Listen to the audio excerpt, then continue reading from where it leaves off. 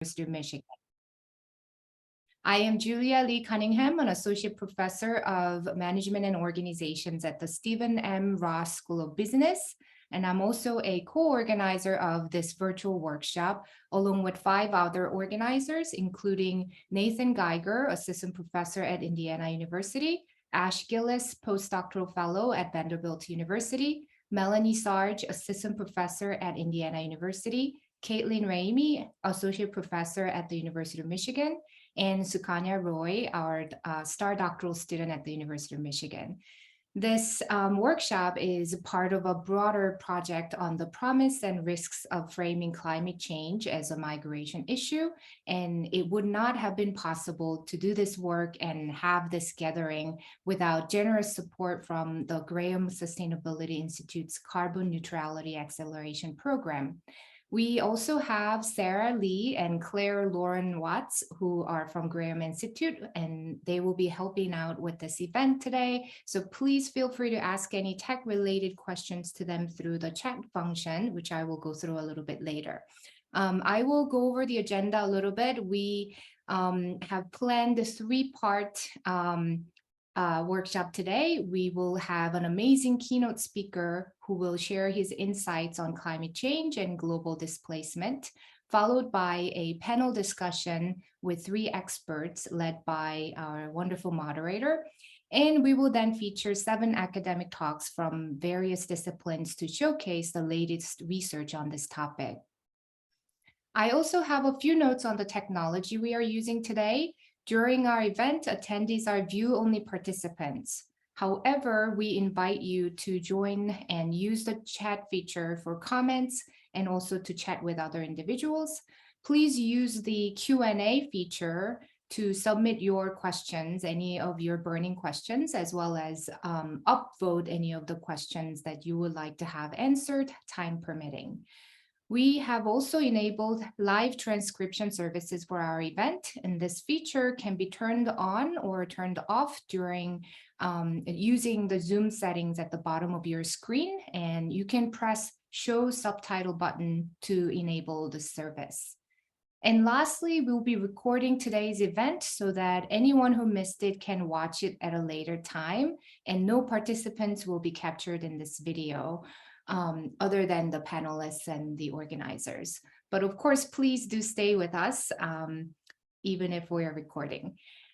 Before I introduce our speaker, I will share something a little bit more personal about how I became involved. I was born and raised in South Korea, and before I moved to the United States, I worked for the Seoul office of the International Crisis Group, where I met and interviewed many of the refugees who fled from North Korea.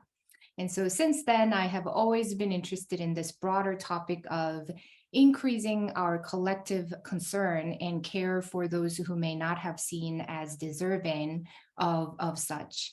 And this has led me to be a National Geographic Fellow, and I have been very fortunate to join such a wonderful interdisciplinary research group to start examining this topic of climate refugees.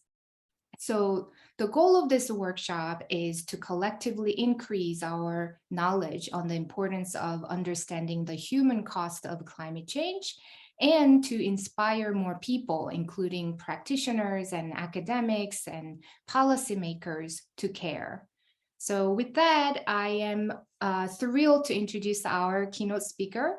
Eric Schwartz is a professor of public affairs at the University of Minnesota's Hubert Humphrey School of Public Affairs.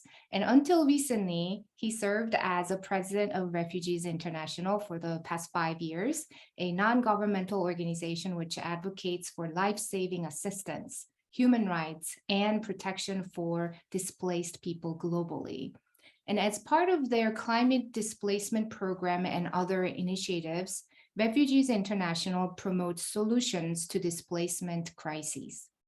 Eric has focused his career, dedicated his career on humanitarian and human rights issues, previously serving as the U.S. Assistant Secretary of State for Population, Refugees, and Migration, where he strengthened the State Department's humanitarian advocacy around the world, and he instituted key enhancements to the U.S. Refugee Resettlement Program. I've been following Eric on social media for a long time now, and having watched so many of his videos reporting from the areas in need of help around the world. And as a management scholar, I can tell you that he's one of the most compassionate leaders I have met recently, and somebody that we desperately need today. So I am excited to hear from Eric today and learn from his deep insights from the field. Welcome, Eric. Over to you. You are muted. Thank you very much, Julia. It's a real pleasure for me to offer some perspectives to this workshop. And I'd like first to thank the Graham Sustainability Institute at the university for putting this together. The theme of this workshop is so compelling, and my focus in this talk will be on efforts to reduce risks for those who are vulnerable to impacts of climate change, and on efforts to provide pathways for protection for those who may be forced to flee. As reflected in the report, Climate Change 2022, Impacts, Adaptation, and Vulnerability, which was the Working Group 2 contribution to the 6th assessment report of the Intergovernmental Panel on Climate Change, dramatic impacts are certainly upon us. And the question for the future is not whether they will continue, but what their magnitude will be and what our responses will be. Preparing my remarks brought me back nearly 20 years to my tenure as the UN's Deputy Special Envoy for Tsunami Recovery after the Asian tsunami of 2004. These photos are of the destruction and of a significant temporary shelter building program in which I was involved in Aceh. That disaster occurred just prior to the 2005 World Conference on Disaster Reduction and was followed by the adoption of the Hyogo Framework for Action 2005 to 2015. That document, which served as a kind of lodestar for those of us involved in the tsunami recovery effort, had many references to climate change as a factor driving critically important disaster risk reduction commitments on which some progress has been made, but hardly fully realized, which is an all too recurring theme in the worldwide efforts to prevent disasters, especially where the natural hazards that create them impact the poorest and most marginalized members of global society. And somehow, that seems like a valuable lesson for today, in which so much of what we will be discussing has been well known or anticipated for years, if not decades. So I want to talk today about, I'm just looking here. I don't think that's the right slide.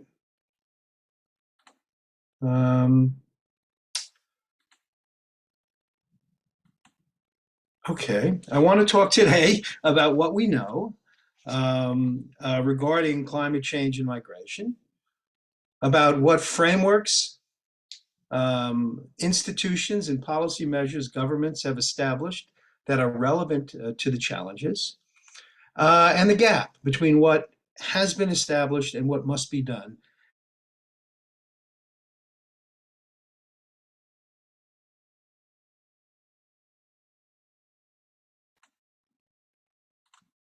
I'm clicking my, there we go. Let's start with the report I just mentioned. The significance of which largely comes from the fact that there is no getting around the conclusion that, that forced migration is definitively linked to climate change. The report, released earlier this year, declares with high confidence and these are the words in the document, that climate change is contributing to humanitarian crises where hazards interact with high vulnerability. That climate and weather extremes are increasingly driving displacement in all regions, with small states disproportionately affected. That approximately 3.3 to 3.6 billion people live in contexts that are highly vulnerable to climate change. That is more than 40% of the world's population. And these are reports of the climate displacement program of my former organization, Refugees International, giving more of a sense of just how people's lives have been affected by disasters born of natural hazards and exacerbated by climate change. Drought in Ethiopia, cyclones in Mozambique and Zimbabwe. To the left, under the Mozambique and Zimbabwe slides, are people crossing a river outside Chimois, Mozambique, to meet a food distribution.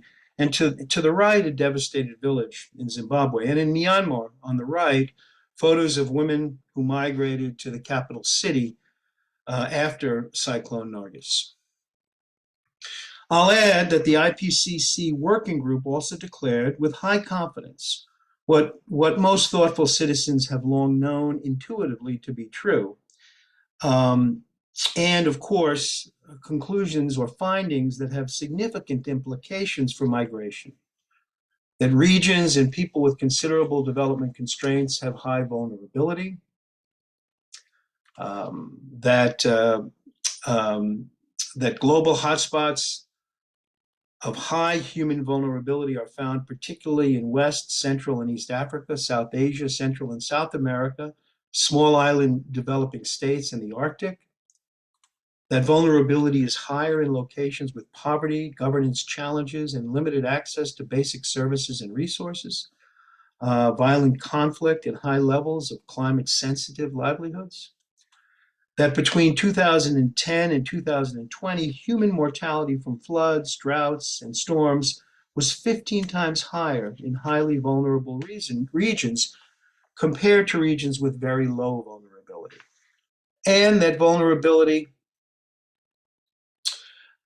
at different spatial levels is exacerbated by inequity and marginalization linked to gender, ethnicity, low income, or a combination of those for many, especially for many indigenous peoples and local communities. And of course, the working group forecasts for the immediate future and well beyond are at best discouraging. That is, even if hopeful and ambitious mitigation efforts are met.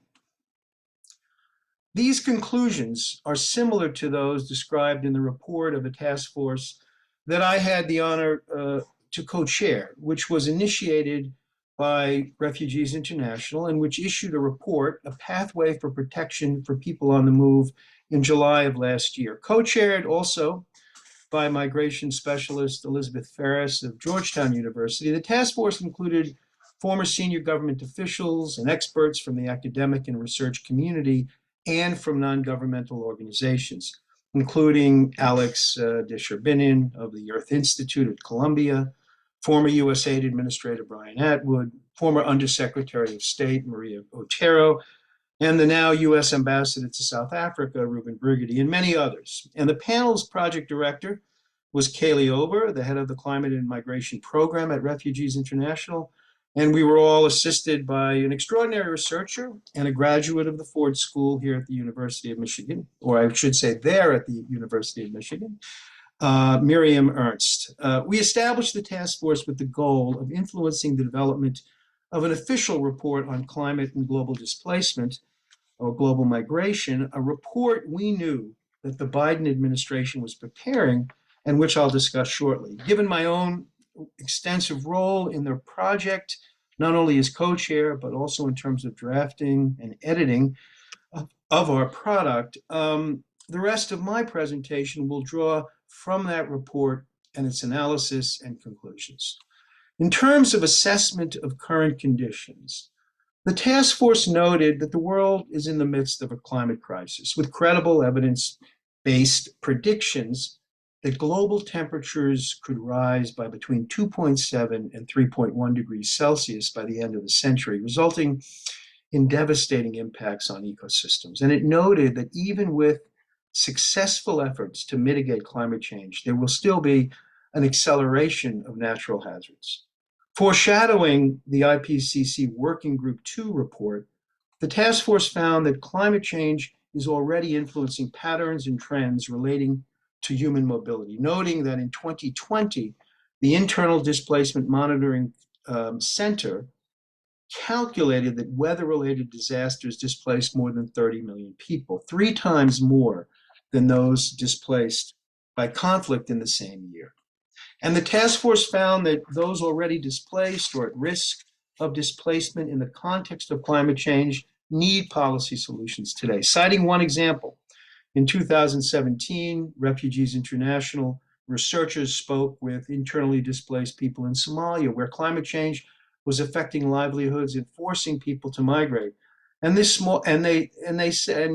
one individual said that the rains failed year after year. We sold our animals and now we have nothing. And this small photo is of children in a displacement camp hosting both new arrivals and children who had been previously displaced.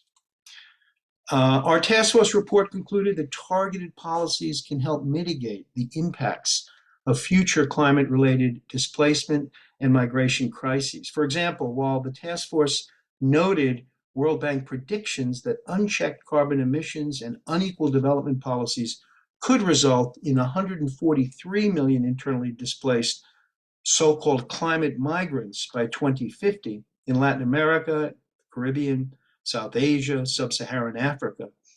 We noted the bank's conclusion also that with policies to reduce carbon emissions and support a green transition, those numbers could diminish by 80%. And finally, we concluded that while projections of climate-related migration are sobering, they are not beyond the capacity of governments and the international community to address effectively and humanely. We said, and I quote, "Even the more dire predictions of climate-related migration do not envision internal or external movement of a magnitude beyond the capacity of governments and civil society to address effectively and humanely. The challenge, of course, is to put policies in place that reflect sufficient political will and ensure capacity to achieve this outcome." On the question of numbers, there are no certain estimates of the magnitude of forced migration that the world will experience, but drawing on World Bank analyses and the analysis of others, we said that, and I quote, "There is little doubt that at least tens of millions of people will be displaced over the next 2 to 3 decades, due in large measure to disaster and other environmental changes affected by climate, with the majority displaced within the borders of their own countries," end quote. Let me take a pause here and say it's neither fair nor useful to suggest that the world is completely bereft of political and legal institutions to address these compelling concerns, or lacking completely in policy measures to do so. Let me start with the issue of disaster risk reduction, which the U.S. Agency for International Development defines, and as I quote, "anything we do to prevent or reduce the damage caused by natural hazards like earthquakes, floods, droughts, and storms," end quote. Of course, DRR is a critical component of an overall strategy to address the risk of widespread displacement and enable people who don't want to move to remain in their homes and their communities. There's no shortage of analyses indicating the business case for DRR and the dramatic and wide-ranging financial, economic, and social and moral returns to investment. The Hyogo framework has been followed by the 2015 to 2030 Sendai framework for disaster reduction, adopted by the General Assembly and setting out an ambitious agenda to continue DRR efforts in a more challenging environment deeply impacted by climate change. Now, many low-income countries have made DRR, disaster risk reduction, a priority, and the wealthy governments and wealthy governments have also supported such efforts, but the efforts have been inadequate. Our task force cited one UN report finding that only 0.1% of development assistance over the past decade or so went to DRR. And a more encouraging but still inadequate finding, which we can discuss the difference, from the OECD, findings showing that DRR from OECD countries between 2005 and 2017 made up less than 4% of development aid. Still focusing on prevention, our task force also addressed the issue of climate adaptation. There's obviously a strong relationship between DRR and adaptation measures. As we said in the report, and I quote, although close in concept and objectives to DRR, climate change adaptation programs focus specifically on future climate change risks and on aims more aligned with a broader development agenda or broader development agendas. Of course, the connection between these efforts and forced migration is clear and unequivocal. But despite adaptation efforts from a broad array of actors, there's a wide gap in climate change adaptation financing. We noted that the UN's Environmental Program 2020 Adaptation Gap Report reported that less than half of an estimated 70 billion needed in adaptation funding was provided annually. This is concerning in light of requirements expected to grow to as much as 300 billion annually by the end of the decade. And the more recently released 2021 report, which is depicted in the slide at the right, notes that the gap is widening due to increased needs in the context of relatively stable funding. Of course, even with more or even the most significant and sustained efforts at prevention, people are going to be on the move, with the majority of them moving internally. Those forced to flee within their own countries must be integrated into national, into regional, and local development plans. And traditionally marginalized communities must be included in such planning and must have opportunities to participate in decision-making. Now, we know that millions, and perhaps as many as tens of millions, we just don't know, will be moving to seek protection across borders. And here again, we are not without legal and policy frameworks to address these issues. Again, drawing in large measure from the task force report, there is recognition in the Global Compact for Migration, adopted by the UN General Assembly, of the relationship between climate change and migration, and a call for progress on protection for those forced to migrate in such circumstances. There is also broad recognition that the Refugee Convention, which provides protection for those fleeing persecution based on race, religion, national origin, political opinion, or membership in a social group, while not adequate to provide for the rights of all of those who must flee due to climate, could provide protection for many moving in light of what is known as mixed flows. There is the Platform on Disaster Displacement, which describes itself as a state-led initiative working toward better protection for people displaced across borders in the context of disasters and climate change, and was designed to continue the work of the Nansen Initiative, which was established more than a decade ago to address cross-border flight in the context of disaster. As I just suggested in the Refugee Convention slide, there are efforts by the UN High Commissioner for refugees to encourage governments to be aware that those crossing borders in the context of climate change may have characteristics that qualify them for refugee status. There are two instruments: the 1969 Organization for African Unity Convention, governing the specific aspects of refugee problems in Africa, and the 1984 Cartagena Declaration on Refugees, that expand the definition of what it means to be a refugee, to include an entitlement to protection for those who are fleeing disruptions of public order. There are humanitarian visas established by European and other governments as a tool to help those who, for one reason or another, cannot obtain refugee status.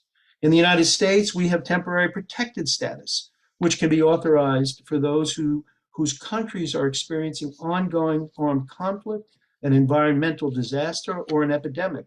And well beyond that, the executive has tools to authorize large-scale entry of those in flight, as demonstrated by the use of parole for the entry of tens of thousands of Afghans and Ukrainians.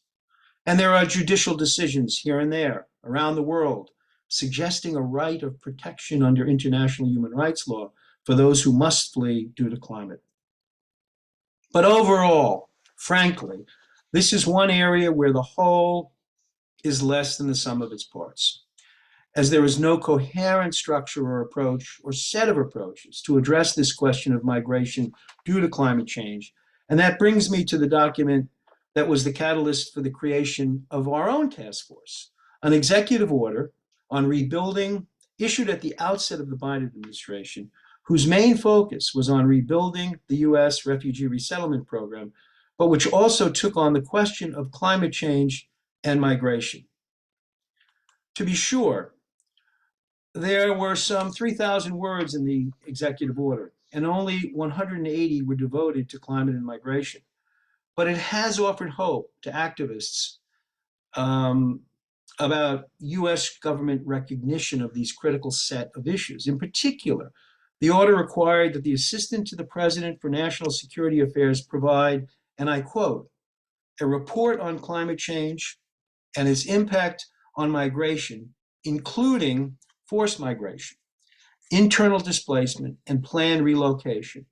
In particular, it requested options for protection and resettlement and discussion of ways to work with others to develop responses to migration resulting from climate change. The report, published in October of 2021, was very long on description of geopolitical stakes, of challenges confronting poorer states, of normative, of policy, of institutional frameworks at the national and international levels to address the challenges of climate and migration, but relatively short on unequivocal recommendations.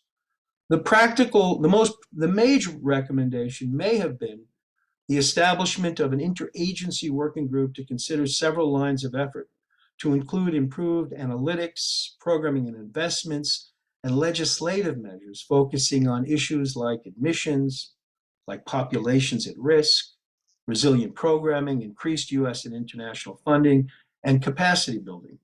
But as you're about to see, the recommendations largely included verbs like consider, evaluate, assess, and explore. Words that really don't suggest unequivocal and definitive calls to action. And it's difficult to discern in the document ambitions towards transformational change on prevention and on protection. So what must be done? Let me again turn to the task force in which I was engaged and some of its major conclusions, which we also believed were essential to promote US leadership worldwide. Among others, they include a dramatic increase in support for disaster risk reduction efforts in support of an international global risk reduction and resilience fund to encourage and coordinate support from other governments. We estimated that the US humanitarian assistance, with US humanitarian assistance at $10 billion or thereabouts, this would require a more than doubling of US DRR efforts. We also urged specific and very significant increases in the administration's commitment to climate change adaptation programs and targeted development assistance to those most impacted by climate change. Of great significance, to my mind, was our recommendation for a strengthened commitment to empower and support local communities and inclusion of local communities in decision-making. We further argued that the administration's efforts ought to be informed by the goals of the 2016 grand bargain among donors and NGOs and civil society, committing that 25% of international humanitarian assistance would go to national and local assistance providers. We had many recommendations regarding protection of those forced to flee, but I'll highlight what I regard as two sets of the most significant ones. First, We urged a system of complementary protection in parallel with the U.S. refugee admissions program for those forced to flee due to a range of dire threats, including disaster that results from the impacts of climate change. And we urged a parallel system of complementary protection for those seeking protection at U.S. borders. And we called for a strengthening of temporary protected status and deferred enforced departure, urging the administration to make use of both to protect those who are in the United States and cannot return to their countries of origin due to disasters made worse by climate, and to seek to expand TPS so it could include a pathway to permanent residence and citizenship for those who have found themselves in the United States for more than 5 years.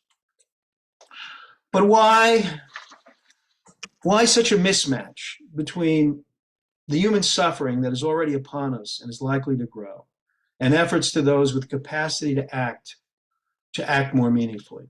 The simple but unfortunate answer is that the challenge that the wealthy countries have largely created is one in which suffering is not equally distributed. For one thing, there are disaster prevention measures incorporated into building codes and processes in wealthy countries that make a natural hazard that would be a disaster in a poor country little more than an annoyance in a rich country.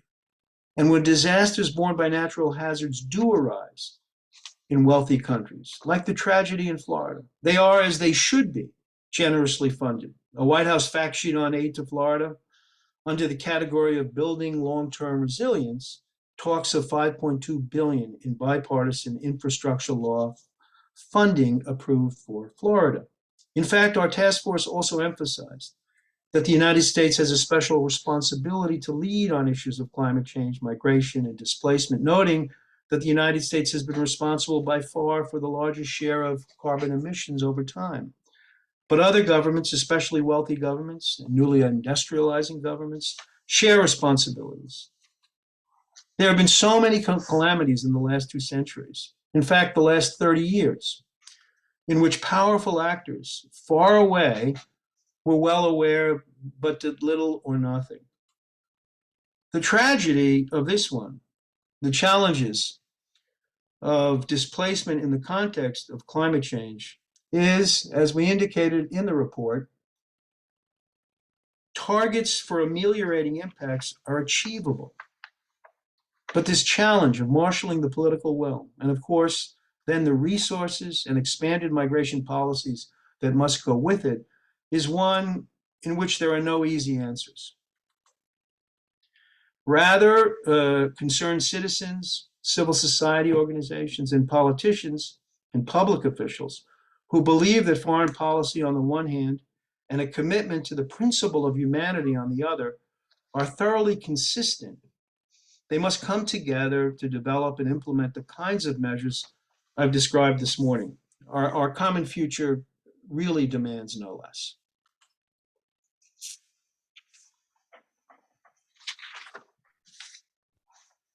Thank you very much.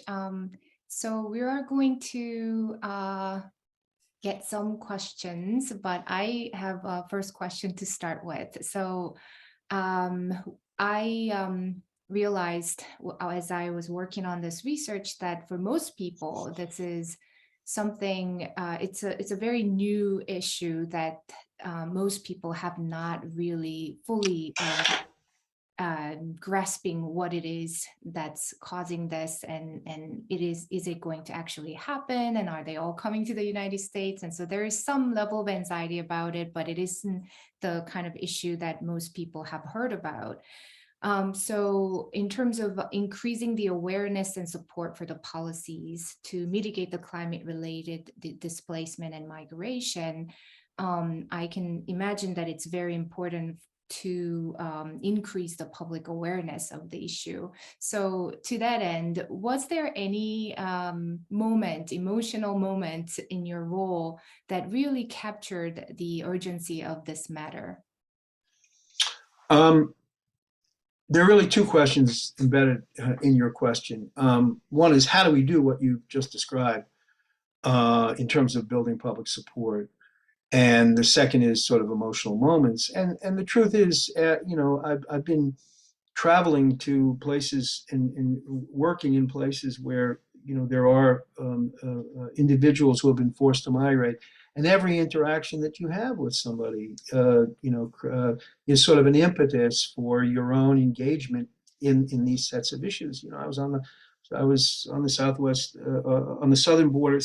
border, a few months ago, and seeing people from Central America, from parts of the Caribbean, and listening, and who are migrating for a range of reasons, including climate-induced migration, or a range of reasons, including climate, and just everyone's individual stories and struggles are so compelling, because it's not easy to leave your family. If families are separated, people don't know what their futures are, and but for the grace of God, go all of us. That's the bottom line. And I think the political, practical question that you've asked is really, I think, a more challenging one, because migration policies in wealthy countries are have been quite restrictive, and public the politicians use migration issues as wedge political issues. It's about often about about demonizing the other, and those are the kinds of policies that have to be confronted. I think there are efforts to do that. There are and what I think what researchers generally find is that when individuals who are already citizens in a country have contact and communication with with immigrants, those kinds of stereotypes tend to break down. So the efforts that are underway, America Welcome US is one such effort, are really designed, to push back on that sort of really demonization of the other. And I think that will be critical if we're looking at expanding the categories of people that we're prepared to consider for protection. Now, before I end, let me also apologize to Ken Bacon, who passed away, in 2008 or 2009. One of my predecessors. I got tripped up on the very slide where I was, trying to honor Ken for his vision in establishing Refugees International's climate displacement program, or initiating it, just prior to his untimely passing. And so I apologize to Ken for tripping up on that slide during my presentation. I think there was a bit of an internet connection issue earlier. That's probably what caused it. But Yeah. thank you. That was great. My next question is, the climate policy discussions seem to increasingly recognize the severity of the problem, and increasingly focus on adaptation. Is this why the larger task force report that you co-chaired focuses on disaster risk reduction? And in other words, is the majority of climate migrant policy focused on trying to deal with this challenge where those forced to migrate currently live, as opposed to host country responses and capacity? Or alternatively, is the weight of focus on host country capacity as well? When you say host, yeah, you mean refugee hosting countries, or do you mean countries of origin? Okay, Yeah. yeah. Look, I don't think you can do for those of us who work on humanitarian issues broadly, as I've had the honor of being able to do throughout my career. I don't think you can look at the issue of protection, which is, or the rights of people who are forced to flee, in a comprehensive study, if you don't also look at the issue of trying to give people opportunities to stay if they want to stay. And in the humanitarian context, the tool that has been used and talked about is the tool of disaster risk reduction. And so in this report, we thought we needed to take on disaster risk reduction and migration, sort of the issue of protection of the human rights of those who are forced to flee. But the connection or the relationship between disaster risk reduction and climate change adaptation is so close that we felt it would have been not responsible for us also to look at adaptation issues. My personal expertise is in forced migration and refugees first, humanitarian response second, my work with the tsunami response and et cetera, and sort of climate change adaptation third. But the adaptation discipline and the DRR discipline are so closely related that we thought we had to take them on. Now, let me make one really important point. An acceptance of the fact that you need to address root causes, prevention issues, should never be used as a justification for not addressing the reality that people will be moving, and never be used as a justification for denial of the rights of those who have to cross borders.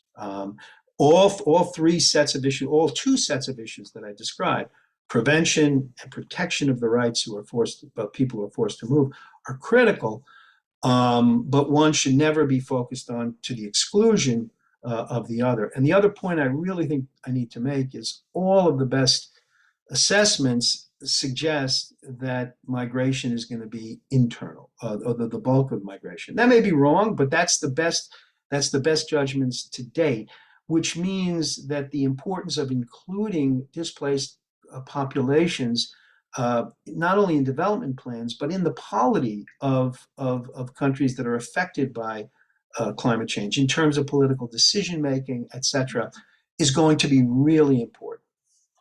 Yeah. Thank you so much, Eric, for your talk and this conversation. Now it is time for me to wrap up the first part of this workshop and move on to the next discussion. So thank you very much, Eric. I hope that you can stay with us. I will stay as long as I can. Yes, thank you. Appreciate it. This session will be led by our moderator, Don Schaefer, whom we are incredibly lucky to have here today. Don has worked at and managed numerous radio stations in the US and Canada for more than 50 years. And Don also runs a weekly radio program that airs CFRO FM in Vancouver, and which is available on all podcasting platforms. And he's focused on giving community groups, nonprofits, and change makers a voice through his radio. And he's currently a PhD student at the Social Justice Institute at the University of British Columbia. So Don, over to you.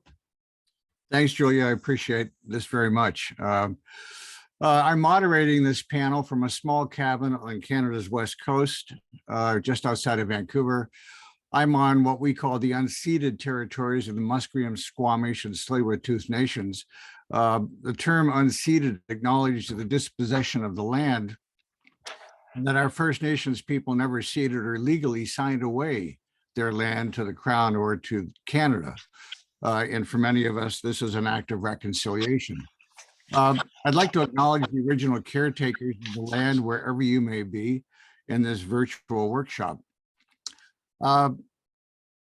I'm trying to figure out how we can get to our panelists as quickly as possible, and I'm so blown away by Eric's introduction and talk that I'd like to introduce our panel. This morning's panel will focus on how we can encourage greater recognition and understanding of the complexity of climate-related migration among policymakers, the media, and the public. We'll hear opening comments from our panelists and move through some of the questions for each, with an opportunity to offer further remarks by each panelist. So hopefully we can riff on some of these ideas and some of these discussions. If you have any questions, please send them to Julia.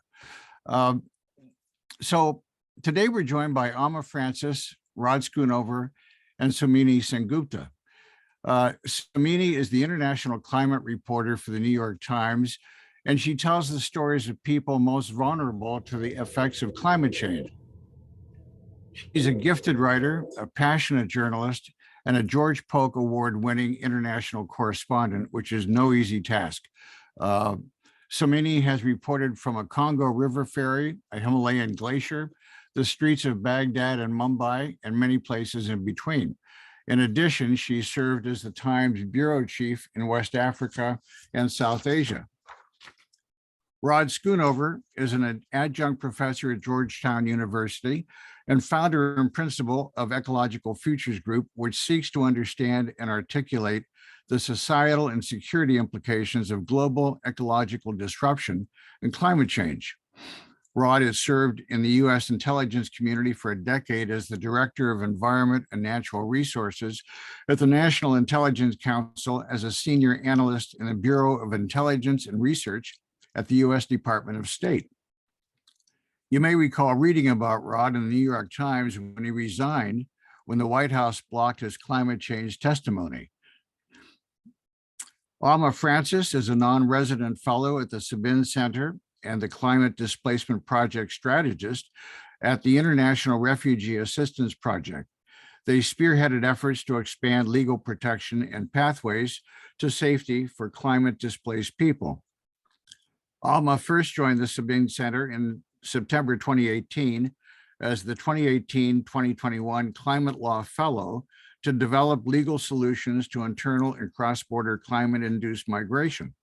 Alma is the author of multiple papers on climate-induced migration, and in addition, Alma has presented their work at the World Bank, Clinton Global Initiative Action Network, the United Nations Development Program, and the UN Office of the High Commissioner for Human Rights. I'd encourage you to have a look at their bios and follow them online. I'm incredibly honored to be moderating this panel and having spent a couple of weeks learning more about each of you. I am thrilled to be here with you. So thank you very much.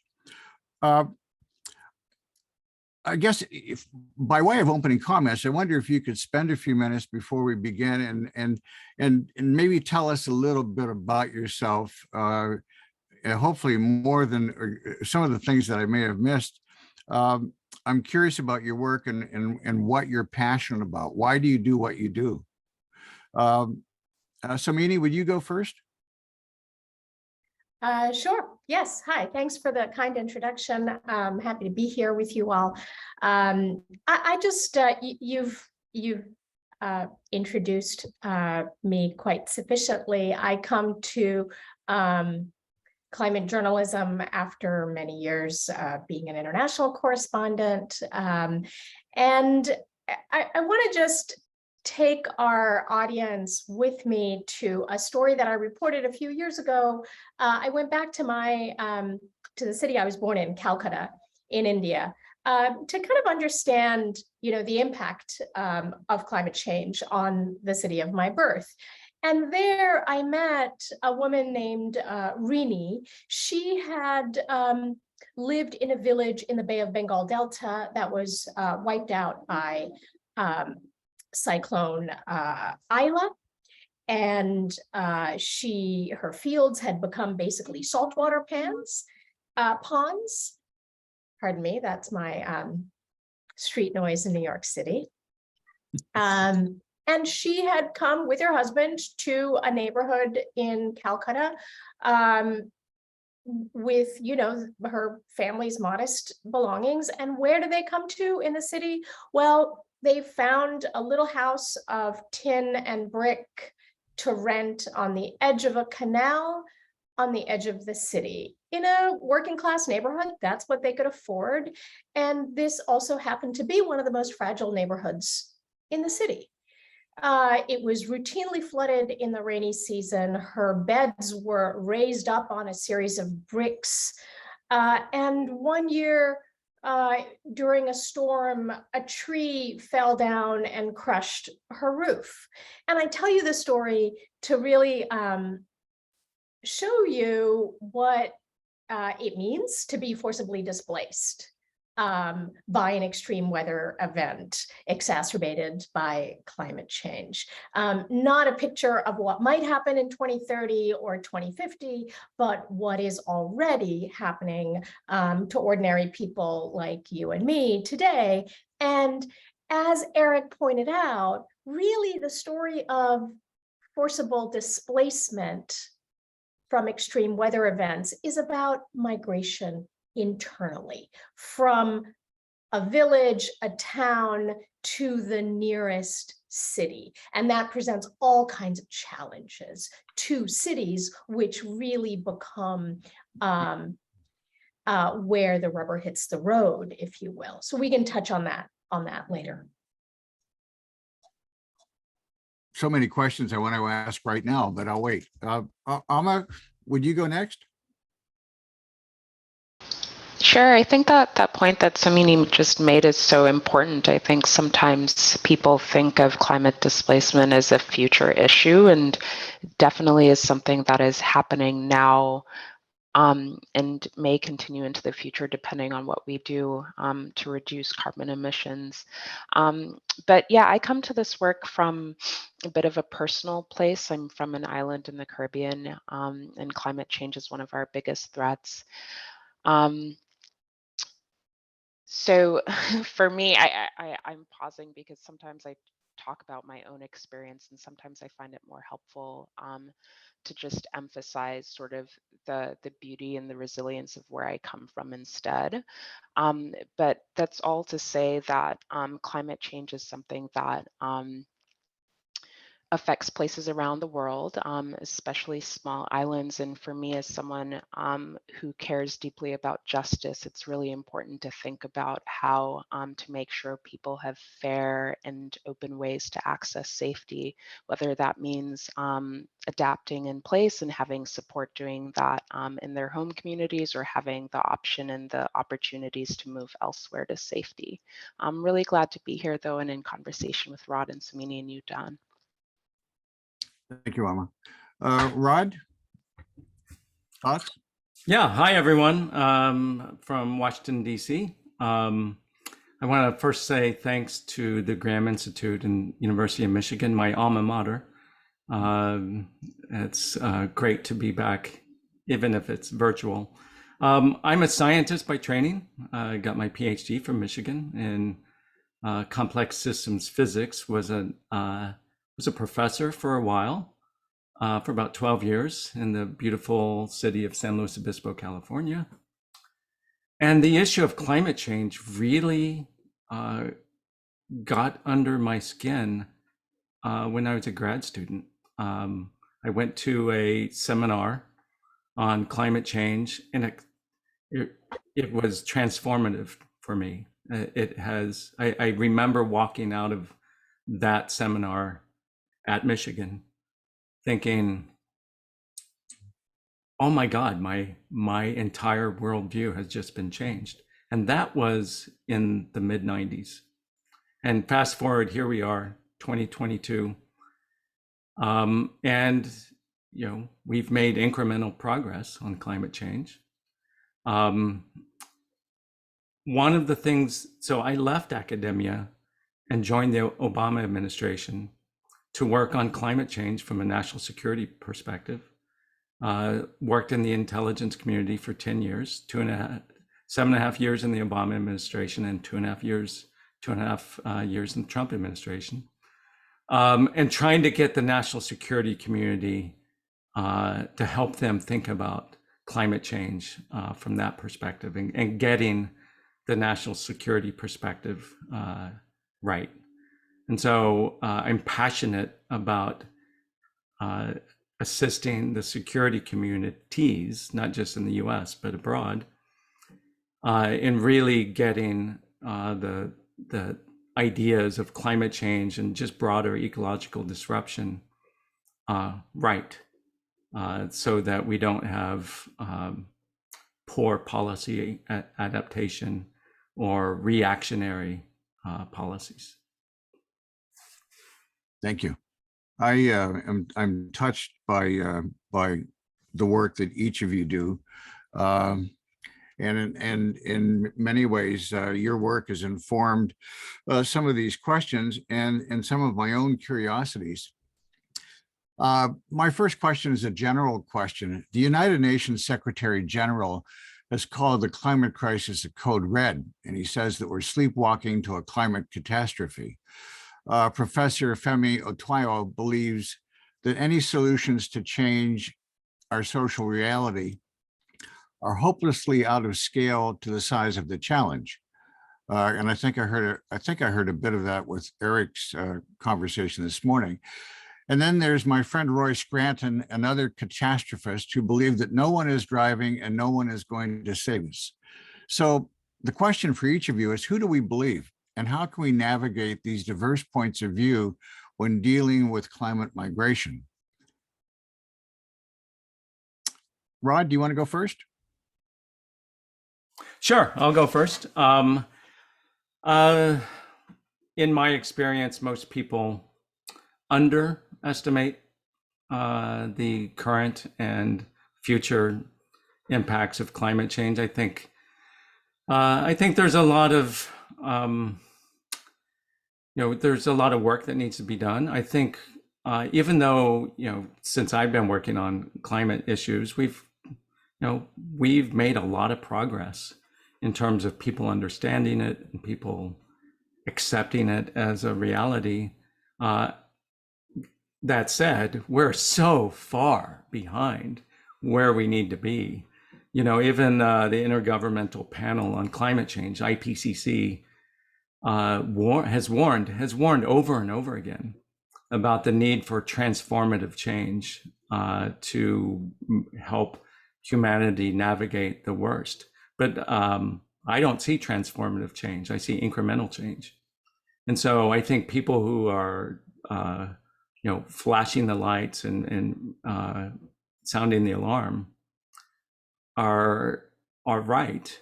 There's always the psychological argument that if we over depress people, that has the side effect of damping action. But I as a scientist and a security professional, I think really trying to scope the problem correctly is the best approach.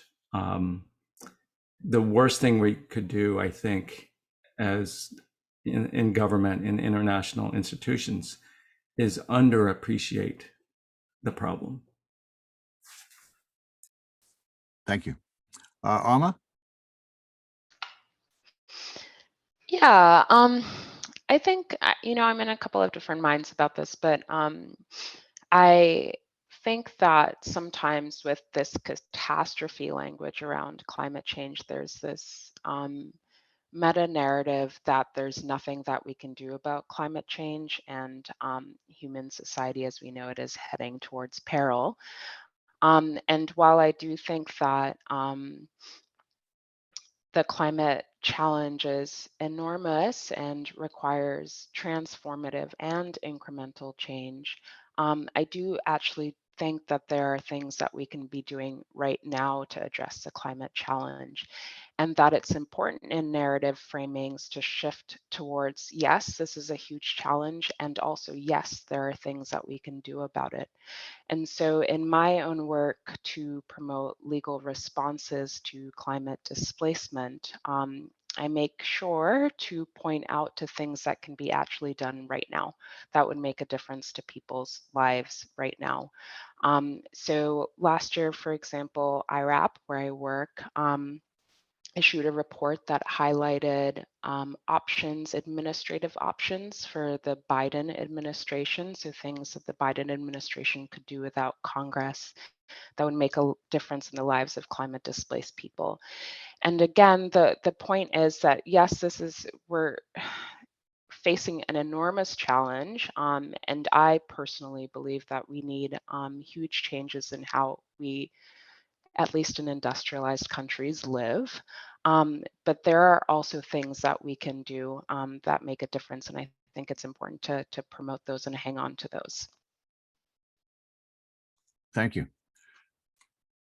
Samini?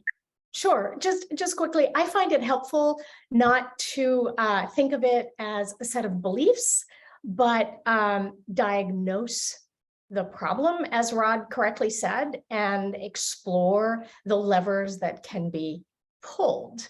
And catastrophist thinkers, I think that's quite a useful word. I've also heard some people refer to catastrophist thinker as doomer bros.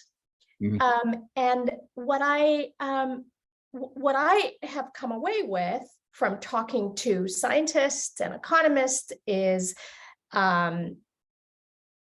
between now and 2030, there are plenty of opportunities plenty of levers that can be pulled to shift the global economy away from the burning of coal, oil, and gas, the main contributors to greenhouse gas emissions. And in fact, if you look at the numbers, much more of global energy is coming now from renewable energy sources than ever before.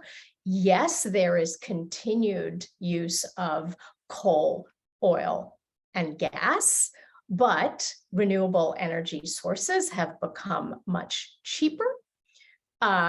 There are adaptation levers that can be pulled that need to be funded. And that can, most importantly, reduce human suffering. So I think the most important question to my mind is, what are those things, right? To both shift away and mitigate global warming in future years, and to help communities, entire cities, entire countries adapt to the warming that is inevitable, because a certain amount of warming has already kicked in. Global average temperature is over 1 degree Celsius warmer. Therefore, as we all know, extreme heat, extreme precipitation is already much more likely. So the reality is there is a real need for adaptation. And as I report around the world, there are adaptation measures that are being taken.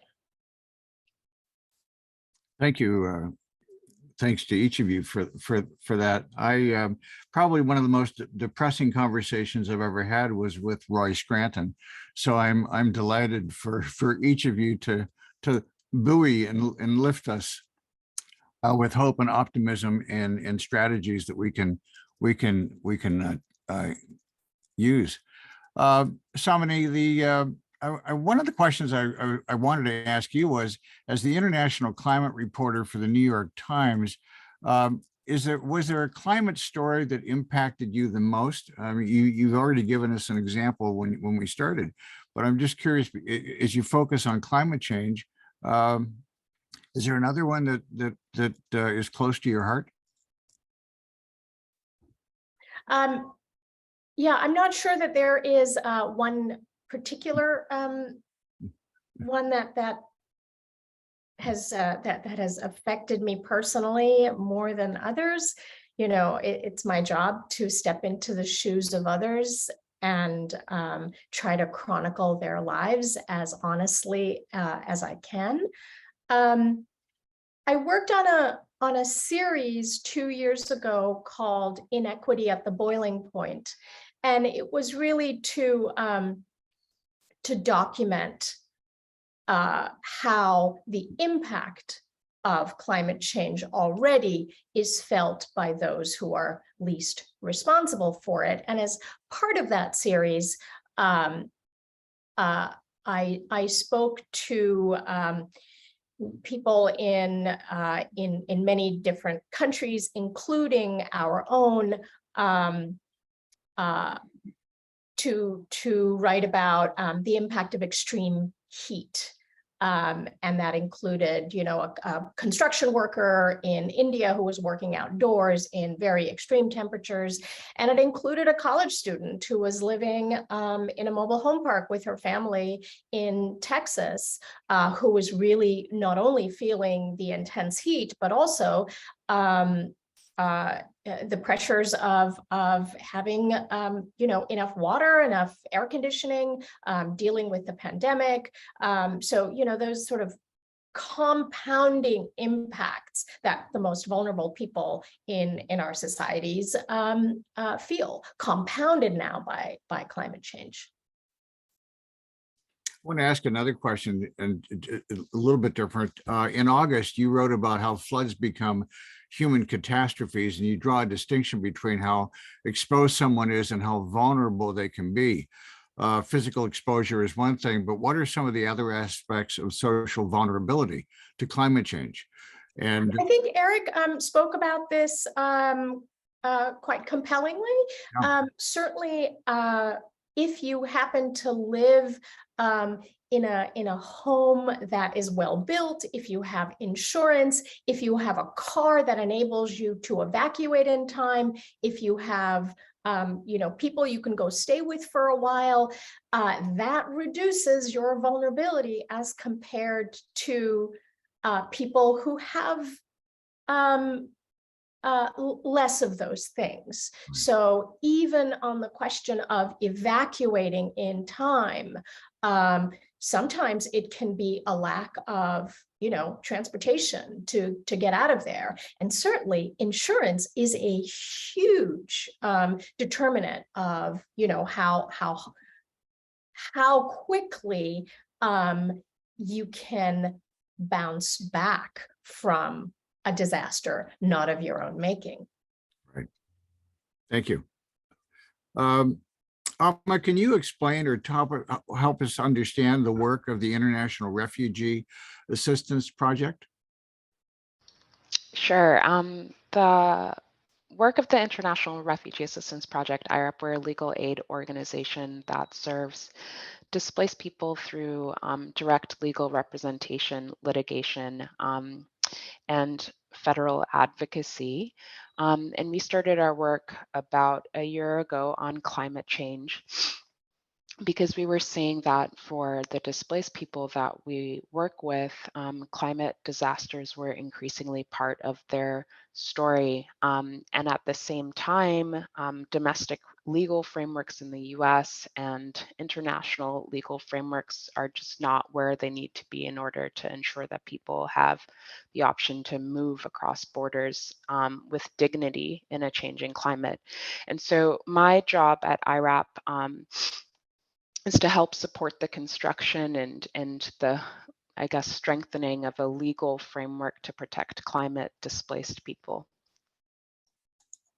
Thank you. In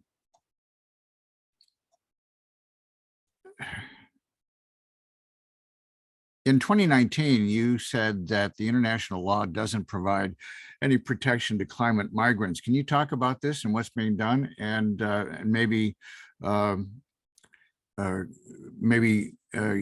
use some of the information that we heard this morning from Eric? Yeah, sure. And thanks to Eric for and Refugees International for leading that task force, which IRAP participated in. So luckily, since 2019, there have been some changes. So we have some positive news to report. I guess the long and short of it is that still there are no multilateral treaties that specifically aim to address climate displacement. And there is now one domestic law that aims to protect climate displaced people. That's the new law from Argentina, which hasn't yet been implemented. But by and large, we just don't have a legal response to climate displacement. In most countries, in places around the world, our international immigration structure, international migration structure was designed in the 20th century when we were dealing with a very different set of challenges. And we're in the 21st century now, and we just haven't updated laws at a domestic or international level. That being said, I think there are some positive things to report. So we do have intergovernmental soft law instruments that mention climate change. The Global Compact on Safe, Orderly, and Regular Migration is one. We now have an example of a domestic law that specifically aims to protect people displaced by disasters, the humanitarian visa I mentioned in Argentina. And even here in the US, the White House reported for the first time on climate change's impact on migration. And so there have been some important changes. But the long and short of it is that if you're a person who, say, after you make a move to a city, as Sumini described in her opening remarks, and then you need to move, seek shelter across borders somewhere else, there's just no guaranteed legal protection for you. And I think in this changing climate, that simply leaves people in often desperate situations. And we know that giving people the opportunity to move before disaster strikes makes it a better experience for them and also for the places that they're moving towards. And so some of the approaches that we push on at the International Refugee Assistance Project are really highlighting ways that the US can support climate displaced people, but also thinking about how regionally countries who are more similarly situated can band together to address the challenge in their region. So in the Americas, the US, for example, is in the Americas. And so that's really important to us to work on, and are planning to bring together strategists to sort of help build consensus among organizations about what legal solutions look like. Happy to talk in detail about any of that more, but also want to cede the floor. Okay, thank you. I'm curious. Maybe this is a question for all of you. I've read mixed reports about the U.S. report on migration. Can anyone speak to that? How it's been received and what the impact has been? I'm happy to take that one, and others can jump in. So it was hugely exciting that the White House reported on climate change's impact on migration. It was the first time they'd ever done that. And a report came out that one of the more exciting things I think of the report was the acknowledgement that climate displacement is happening now, the acknowledgement that the US needs to do something about it, and the creation of a task force to implement or to carry forward the work. An interagency task force on climate change's impact on migration was the official interagency process.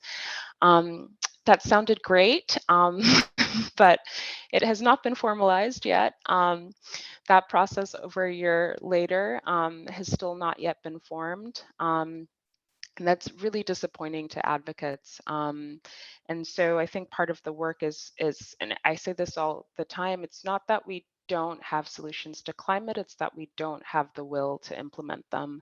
And I think this is a good example of that, and a really important push for advocates and to make sure that the White House follows up and does some of the things that the report says should be done, like considering how climate displaced people fit into the refugee framework, and working with Congress to establish a new climate category for climate displaced people. Thank you. Anybody else? Nope.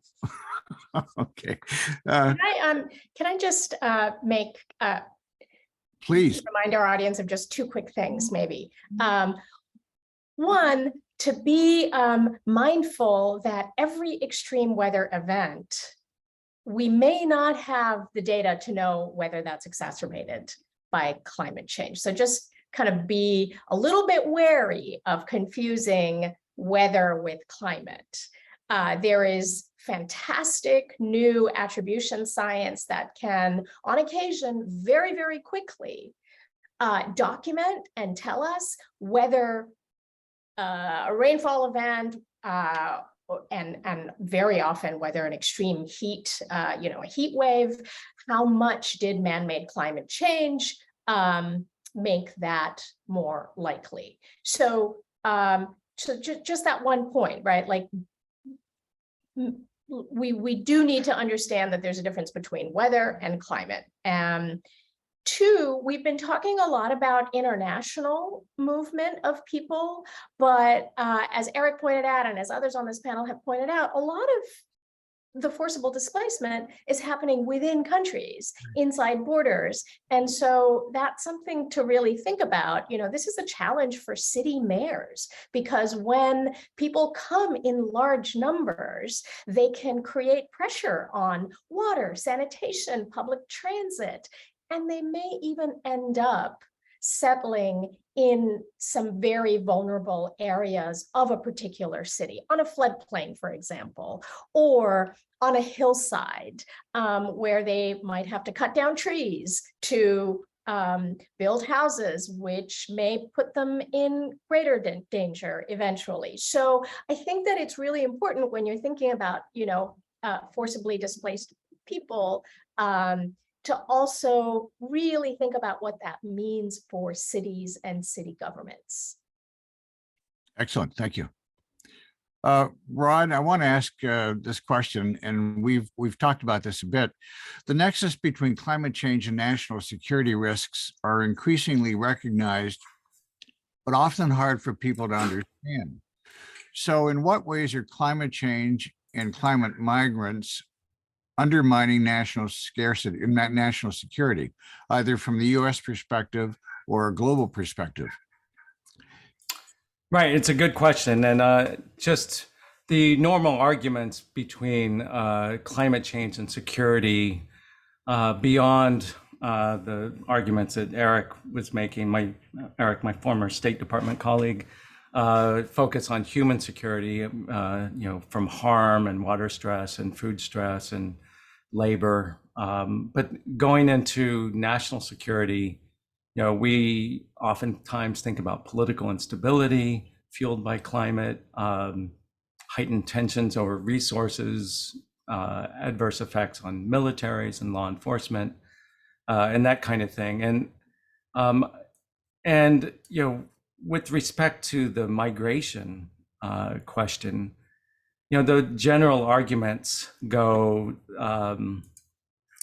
to allocation of resources and competition with locals in the labor market, conflicting models of integration and national identity. Those are the arguments. And there are even more, there are spurious arguments about carriers of disease or vectors of terrorism, which, you know, the evidence doesn't, almost never supports this.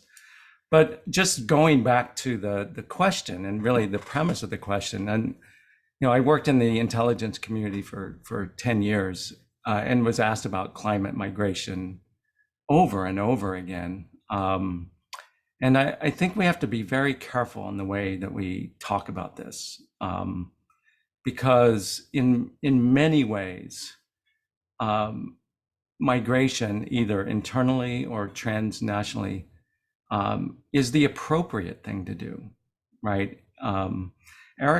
Eric mentioned a few times demonizing the other. So I think it's important that everyone listening in on this call or watching this video could be a climate refugee, right? This is an issue of the vulnerable, but also the unlucky. And so, you know, I think when we think about, you know, migrants themselves as the threat, I think that can actually lead to policies that, in fact, weaken our national security rather than bolster it. And so I think if we don't have a climate-aware migration policy, I worry that that's on a collision course with our national security and our homeland security policies. And I think that in so many ways, a managed and a thoughtful, again, climate-aware migration policy could help alleviate many of the domestic problems, not just of the United States, but of other countries. Some countries are in a real demographic time bomb because an aging problem or a income distribution problem, that the United States doesn't have this problem as acutely because of our history of migration. And so I think you have to look, at the costs and benefits of migration. And so again, my colleagues in the intelligence community were very careful in the way we would talk about migration as a security issue.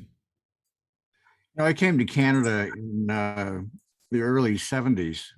So it's interesting being an expat looking back into the US and seeing it from a different lens. And I'm curious with what's happening in the US, how migrant workers or climate refugees are being treated. Shipping migrants from Texas to other states. And how do politics, or how do right-wing politics figure into this conversation? Well, I mean, it's an extension, and putting aside, I think there's politics and there's partisanship. I think, just stripping away, the policy and political debates, using human beings as political tools is unjust, irrespective of what political party you ascribe to. And so, I mean, in some cases, this smacks of human trafficking. And so I think people who care about our national identity and our national security should really push back on these. I think they are political escapades and in causing potential harm to human beings. I think we have to look at it from that lens. Samini or Amma, any?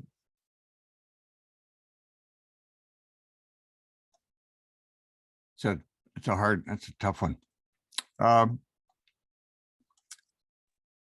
Julia, I see that we have a number of questions that are coming in, and in the interest of time and not missing any of them, I want to ask a couple that have come in from our audience.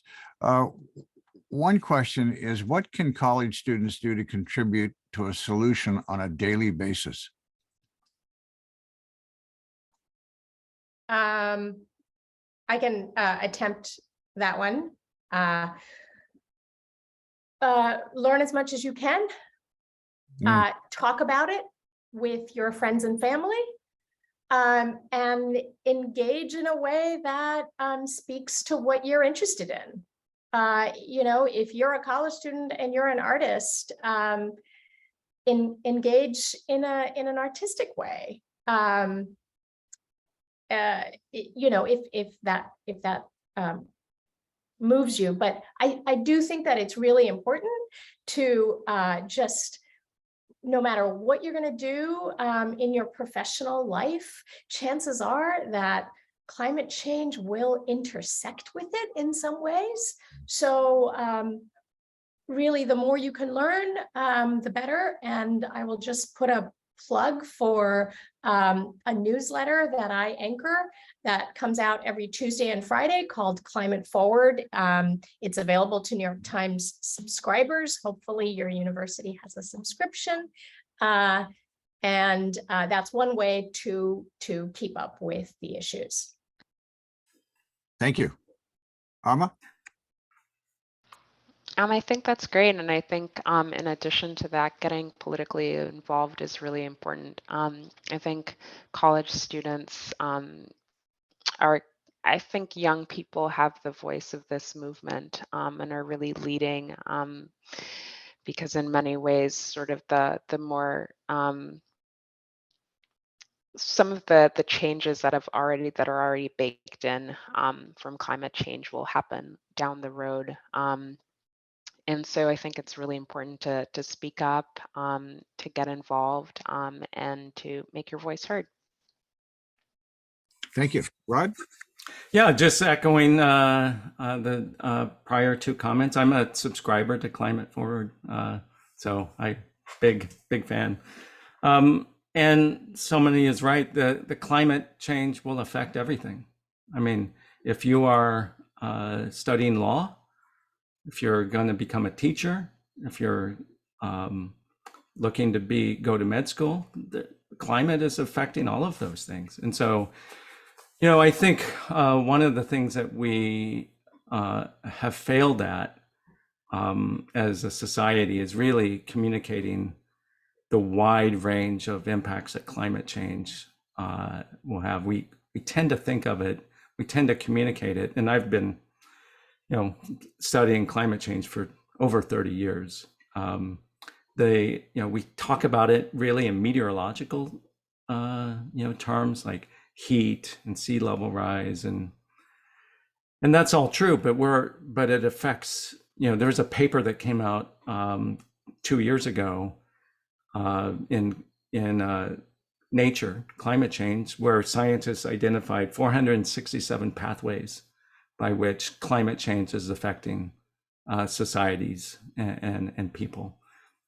And learning how climate change will affect your industry, whether, again, construction or labor or law, I think is, it's unavoidable. The impacts, as Amma said, are baked in to a very large degree.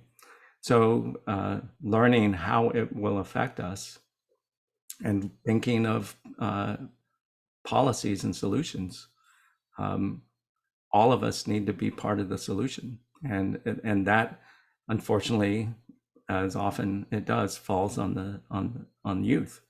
And so I teach climate science at Georgetown. The students are motivated and eager to help out, and we just need to help them help us, navigating the future. Thank you. Another question. There are serious issues with the global distribution of resources. So how will we take action that will make some serious impact on the ground? Do we think it's time to make nations accountable for inaction on climate change related changes? Who wants to try that one? Let me jump in here. There are discussions that this is probably the main topic of discussion at the international climate change negotiations that are happening in Egypt in a couple months, a term called loss and damage. It's a controversial issue for countries that are so-called developed. It doesn't play well, for example, domestically with our Congress. But if you think about it in terms of justice, in terms of just asking, basic questions, are the people and societies who cause the problem responsible for the problem, right? And so when you phrase it like that, certainly there is some degree, I think, again, from a global justice standpoint, there is some responsibility for the industrialized West, largely, to assist those nations who are suffering more. By the way, we're all going to suffer, but differentially. And so I think that's an important question. It's a hard question, but it's an important question to dig at. Anyone else want to take that one? I almost wish this were a back and forth, because I'd love to ask the question back to the person, because this is something I think quite a lot about. What Rod just pointed out, sort of the unevenness between where the problem originates and where the problem is most acutely felt. There's an imbalance.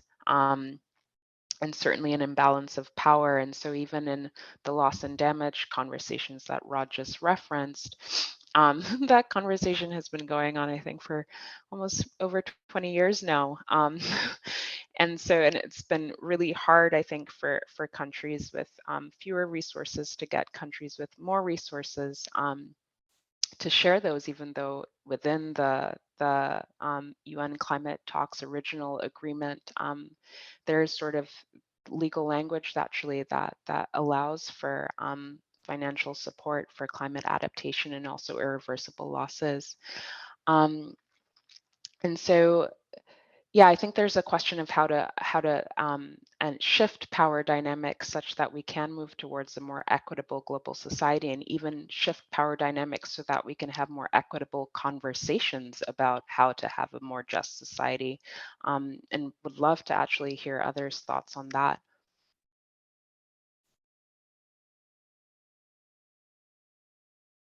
Great question. I mean, there's lots of avenues to go down here. One of the questions from the audience is, what role do you consider business or civil society to have in addressing these challenges? I heard at the Victoria Forum a few months ago in Canada, one of the thoughts was that it's a business responsibility to solve these problems, not a government responsibility, which I found an interesting perspective. So I'm curious how each of you would address that question. I'll jump in. I got this question last night at a public event here in Washington, D.C. And my wife sent me the better answer by text that I unfortunately didn't see. But the idea is there's clearly a role for business. I'll put aside civil society for a second, because that is, I think, the more powerful avenue. But business and industry has a role, an important role. Certainly, it's created a good deal of progress in the energy space. It's still incremental. It's not transformative, but it's important. But I think the important point here, leaving it to market forces, right, which I think is an unwise policy. But market forces are important, but they do tend to gravitate towards local optimum points, right? There's only it's only so far you can get with market forces, and you need government policies to overcome those local optima and to get more transformative change. I don't see how market forces and business on its own get you to the transformative change that is necessary.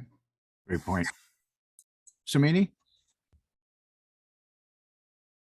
I can't speak to the, should or could, but I can tell you that what is happening now in the United States is, I guess, three things. One, incentives in the new climate law, the Inflation Reduction Act, incentives to transition to renewables for businesses, small and large. Two, growing pressure on businesses to disclose their emissions. And three, what I think we're going to be hearing much more of is pressure to be to come clean on to be more transparent and to have standards against what we think of as greenwashing. I think you're going to see that conversation pick up increasingly, both in the European Union as well as in the United States, specifically at the SEC. Arma? I think that's comprehensive, and yeah. Yeah, I would agree. Thank you. Thank you very much. Julia, I'm just checking in to see how we're doing for time. I think we can do one last question that was asked by Ash. Can you see it in the chat? No, do you have it? If you have it, please Yeah, add. I will ask, do you think there are things unique to climate migration as opposed to other causes of migration that could impede or foster assimilation or empathic responses to migrants in destination locations? Hmm. Anyone? Again, I don't have an answer to that question because I can't read the tea leaves, but I can tell you based on my reporting that as a practical matter, people are moving to adapt in two ways, either after a flood has, wiped out their farms, as in the example that I showed you, or if they happen to live, say, on the coast and land is eroding, or if they happen to live in what's called a wildland urban interface, places where wildfire risk is very high. As a practical matter, people are moving and people will move, mostly within their countries. And as a practical matter, whether, government organizations, government policies are planning for that in a way that can reduce human suffering is really the big question. I will just jump in and add that Tom Wong Center out in California did some recent polling on this. So I'd be happy to drop that in the chat that breaks down people's responses to climate, displaced people in particular. Okay. Thank you. And I'll just add very quickly from, one possible distinction is that, the way we think about migration is very geographic, but all geographies are going to increasingly experience climate stress. And so the people on the move concept, we have passed a discontinuity in the Earth system. Whether we embrace that or not, this is the reality of the planet. And so people, and there's not a week that goes by where someone asks me where they should buy a house in the United States. Not a week goes by. And so this is already happening mentally, if not actually. And so, the scale of migration may be something that is at least new, in recent memory. Thank you. Thank you. Julia, am I assuming we're out of time?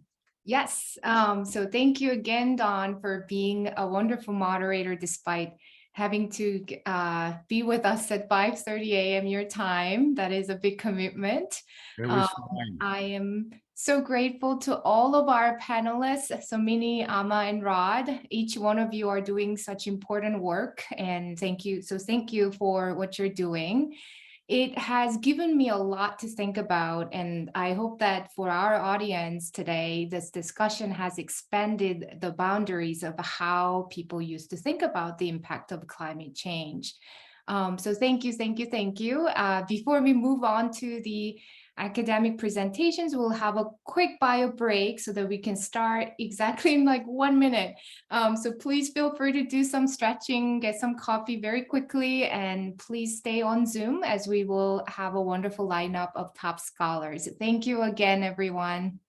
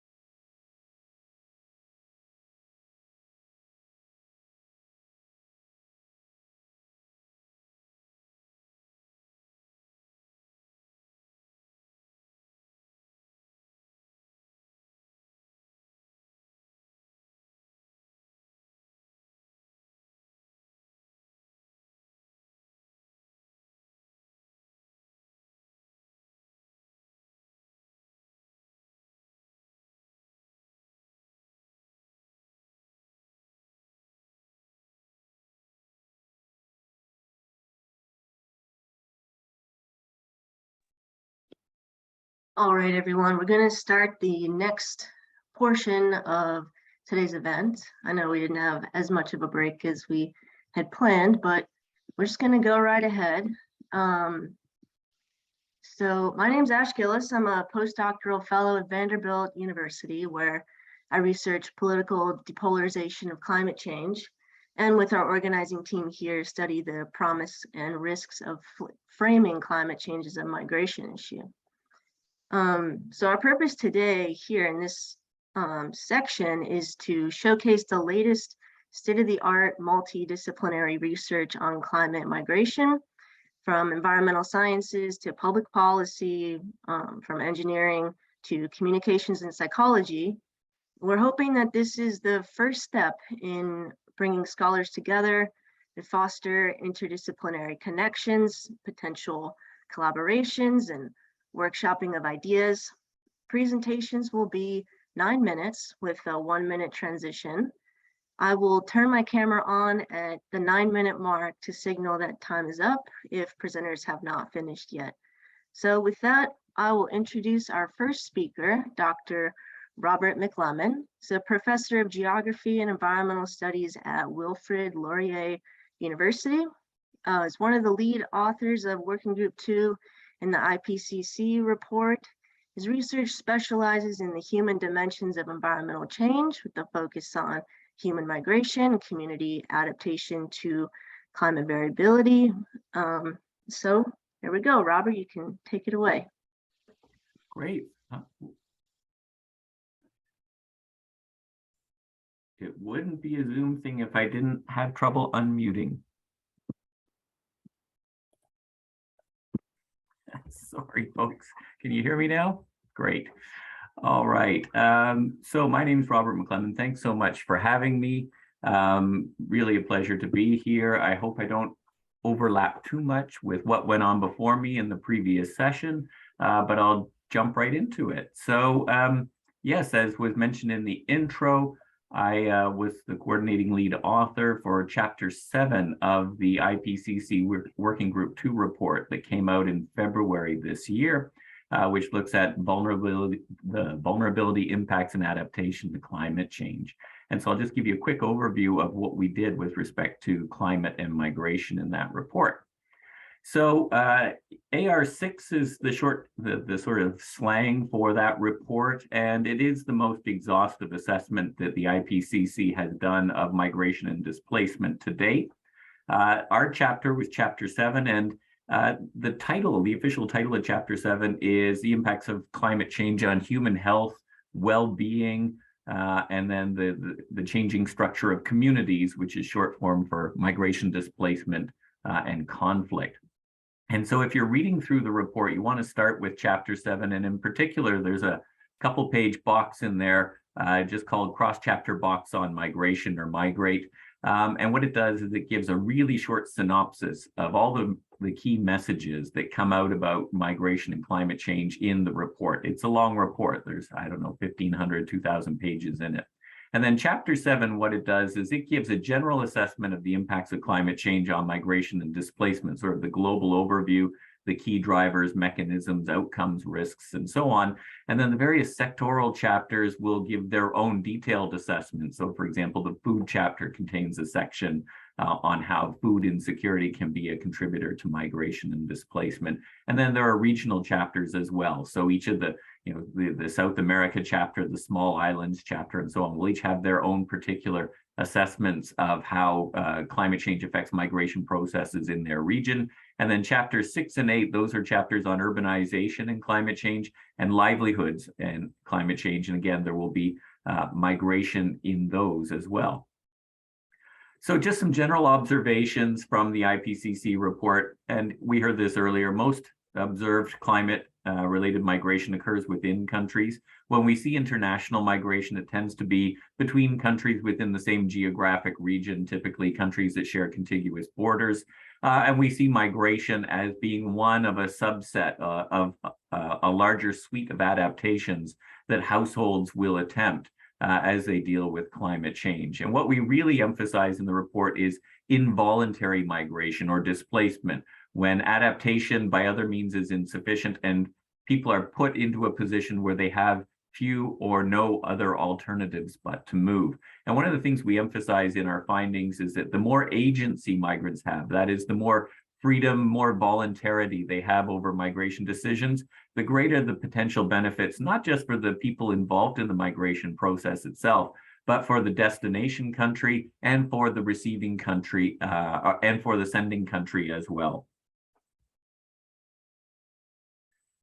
So we have a few figures in the chapter. I won't go through this one in detail. The text on the left-hand side captures it. But essentially what we say is that migration, like I say, is embedded within larger adaptation processes. And migration decisions or responses are shaped by not just the climate driver, but also by economic, social, political, and demographic considerations and processes as well.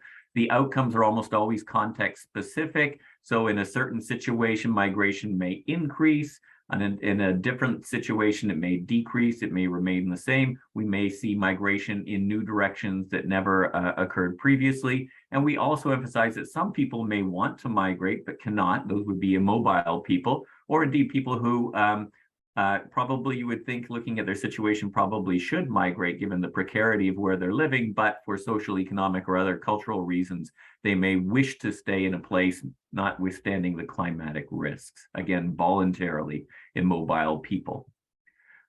Where does climate-related migration happen? Most often, it happens in Asia. On average, the Internal Displacement Monitoring Center suggests that about more than 20 million people per year are displaced by weather-related events, the biggest ones being floods and extreme storms. The bar chart on the right-hand side shows you again the disproportionate representation of Asia in global statistics. That said, every continent is reporting weather-related displacements. So looking to the future then, what are some of the future changes in the climatic drivers of migration? And this comes from actually the Working Group 1 report that came out last year. That's the physical science report. So if you look at Asia, for example, increased frequency of floods, extreme heat. If you look at Africa, you're looking at lower precipitation in northern, western, and southern parts of the continent. In Europe and in the Americas, higher heat, extreme precipitation, flood risks, and fire weather.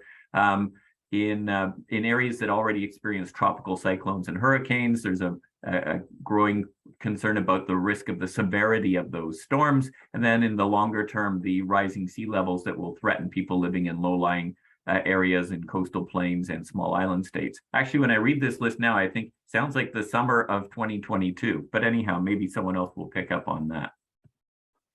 So there's some key uncertainties when we project the future in terms of climate-related migration and displacement. One of them is, well, what is climate policy going to look like in the next few decades? Are we actually going to try and limit warming to 1.5 degrees Celsius? Current indications, probably not. Are we going to support adaptation in low-income countries and achieve the Sustainable Development Goals? And the third uncertainty is, what will future migration policies be?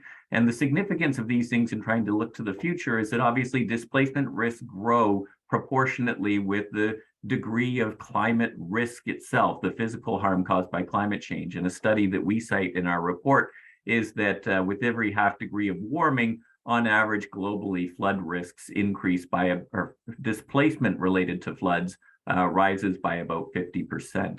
The World Bank has offered a variety of scenarios in recent years for climate and displacement, but there's a huge range of uncertainty in those scenarios because, again, they're based on development trajectories for coming decades. And obviously, the greater economic and just general meeting of the SDGs, the greater development, and the more in-country capacity there is to adapt to climate risks and so on. So that's a real uncertainty as well.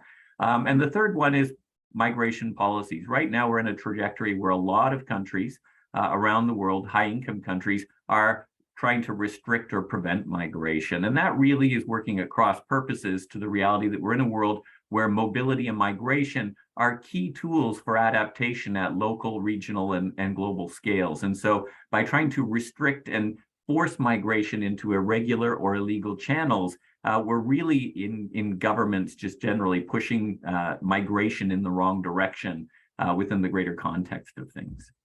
I think that's about all I have here. Oh, yes, sorry, I did have one slide. Always do have one more. So we sum up by our key considerations for decision makers who read our report. First is that Do not fear migration. Migration is a normal human activity. And in and of itself, it is nothing to be concerned about whether it's driven by climate or social or economic or other factors. And under the right conditions, meaning when it's allowed to occur with voluntarity and with dignity and with legal status, it can help build wealth and capacity. Our concern in our report is people who are involuntarily forced to move because of climate change, people who are displaced. And so to reduce that risk, we encourage policymakers, decision makers to make investments that reduce greenhouse gas emissions, which of course is at the root of this, and to build adaptive capacity, especially in low and middle income countries.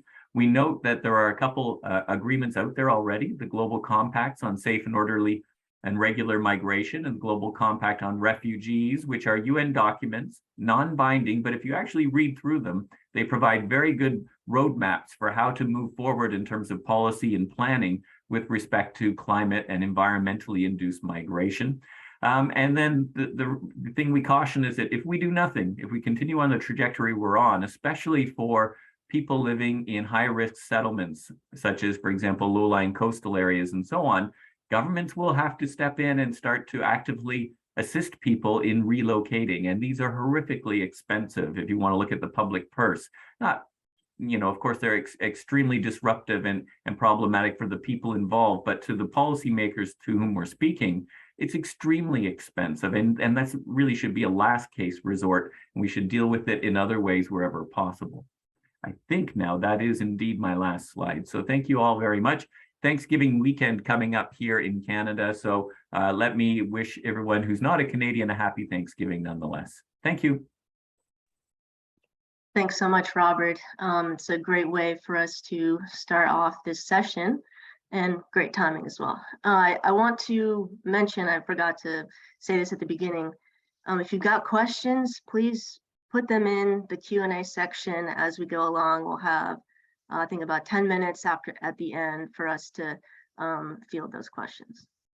All right, next we've got Dr. Amanda Carrico. She's an associate professor of environmental studies at University of Colorado Boulder. Her interdisciplinary work focuses on the behavioral dimensions of environmental conservation and adaptation to environmental change, drawing on methods from psychology, sociology, demography, and economics. Her current research explores how environmental stress can shape migration and processes of adaptation to water scarcity. And so here we go, Amanda. All right, well, thank you so much. Thanks to the Graham Institute and the organizers. It's really a pleasure to be part of this really excellent panel today. So I'm going to take us to Bangladesh and talk a little bit about some of the findings that we've accumulated in this region regarding how climate change and environmental stress is shaping migration there. To start, we've heard already a lot of really great insights about what we do know about the interaction between climate change and migration. And we certainly do know that climate stress seems to be increasing the flow of people who are leaving their origin communities. I want to add to this an important piece of context that we should all remember, which is, migration is by no means new. Throughout the long course of human history, families have migrated in search of economic opportunity and other kinds of ways. And it's also been used to adapt to environmental stress well before climate change, as we understand it now, has existed. So that's important context. But of course, we do know that contemporary climate change is changing the rate of people leaving, that there seems to be an increase. A lot of people are trapped. We have a concern about trapped populations, but the kind of, on average, we see more people leaving during these periods of abrupt climate stress. What I want to talk about, though, is a second kind of question that a lot of folks in this literature are beginning to really explore, which is what are the other ways that climate change is affecting the processes of migration, right? So, in addition to just the raw number of people who leave, it may also affect, who migrates, the destinations they select, the kinds of behaviors and experiences that they have within the destination that might relate to their well-being, and also the kinds of impacts that their migration may have on those that they leave behind within the origin communities. So I'm going to share with you a little bit of data from our research in Bangladesh. We've been now working in Bangladesh for about 8 years. The project is called the Bangladesh Environment and Migration Survey, the BEMS. And the approach we take very briefly is to capture retrospective information about the history of migration within families in the region of the southwestern part of the country. So at this point, we've visited 30 communities, we've talked to thousands of families, and we've really tried to understand how migration is used within their families, and also capture additional information about the socioeconomic conditions in which they live. And we do see, like others, we've heard a lot about the link between migration and climate change. We see it here as well. I'm showing you a few figures. The two on the top shows you the relationship we've seen between heat waves and the rate of new migrants leaving their community for the first time in a given year. So we see a pretty robust role of heat in this context. As heat waves grow more intense, that is in longer in duration, we see about a doubling of the rate of new migrants leaving their communities. Like we've already heard, it seems to be predominated by domestic trips, and we can see that here as well. You can see that the relationship with international moves is much, much smaller than with domestic moves.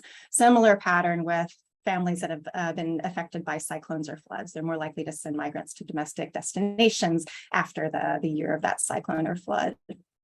But so let me ask the second question. So who are the people that are leaving, right? How do they differ from individuals who leave under conditions where they aren't being driven out by environmental stress? So to try to get a little bit of leverage on this question, we sampled trips within our data set, about 5,000, a little less than 6,000 trips that were taken between the years 2000 to 2019. And we found that about 9% of those trips, let's see if I can get it to advance, 9% of those trips occurred within 1 or 2 years after a cyclone or a flood had occurred. And we've classified those, just for the sake of this analysis, as disaster-affected trips, right? Now, that's a rough definition. People might leave years after an event has occurred, and that makes this concept of climate migrants so complicated. But for the sake of trying to understand, at least on a broad level, how these trips might differ, we're going to compare migrants and their trips in years that are affected by these disasters to those who left during unaffected years. And there we go. So I apologize for the busyness of the slide. Let me just walk you through a few, I think, findings that might have implications for policy and practice and how we understand this important topic. On the left-hand side, I'm showing you the set of variables that we compared between disaster affected years and unaffected years. So we're looking at whether there are differences in the demographic characteristics of migrants, their gender, their age, their socioeconomic conditions, that is education, livelihoods, their health, and then also some characteristics of the trip itself. So was it to a foreign destination? How long was the trip? What did they do when they arrived in the destination? And there's a few important findings here. The most robust differences between environmental migrants and migrants who left in other years has to do with their demographic characteristics. We see that environmental migrants are on average quite a bit older. They tend to be more likely married. About 3/4 of environmental migrants were married compared to 65% who left in unaffected years. And they have more young children in their household. So we're talking about a community of people who have more household responsibilities that are leaving under these kind of conditions, which has, potentially implications for their families for sure. In terms of socioeconomic characteristics, we don't really see much of a difference in education levels, but we do see that environmental migrants disproportionately come from agricultural livelihoods. We've seen this in places all over the world, that it suggests that impacts to land-based livelihoods isn't a very important mechanism that might be shaping when and why people leave, right? Very little relationship between health. We know that from a long history of migration scholarship, that people who leave their communities tend to be on average healthier than those who stay. We were curious as to whether this health selectivity effect seems to hold for environmental migrants. We don't really see much of a difference here. We see a little bit of a hint that environmental migrants might be a little bit healthier in their younger years, but it's not really a very strong effect, and something we're going to explore a bit further. Finally, I'll just end by saying there's remarkably few differences in the characteristics of the trips that people take. We see a little bit of evidence that they're more likely, that environmental migrants are more likely to move to nearby destinations as opposed to the capital of Dhaka. You know, that I think might partly be related to the fact that individuals are looking for more agricultural livelihoods and they have fewer resources with which to make this trip. However, we don't really see any strong differences in the length of time that they stay. Their use of social ties to facilitate the trip, which is very important. Those who have ties to other migrants have a great set of resources to utilize, and the kinds of work that they do when they arrive in the destination. So I'm just going to say very quickly, we see such an important role of heat in our data. And so we replicated this analysis also for trips that occurred during years where heat waves had happened. And we see a remarkably similar trend that heat wave migrants tend to be older, more often married, have more dependents in the home, more often come from agricultural livelihoods.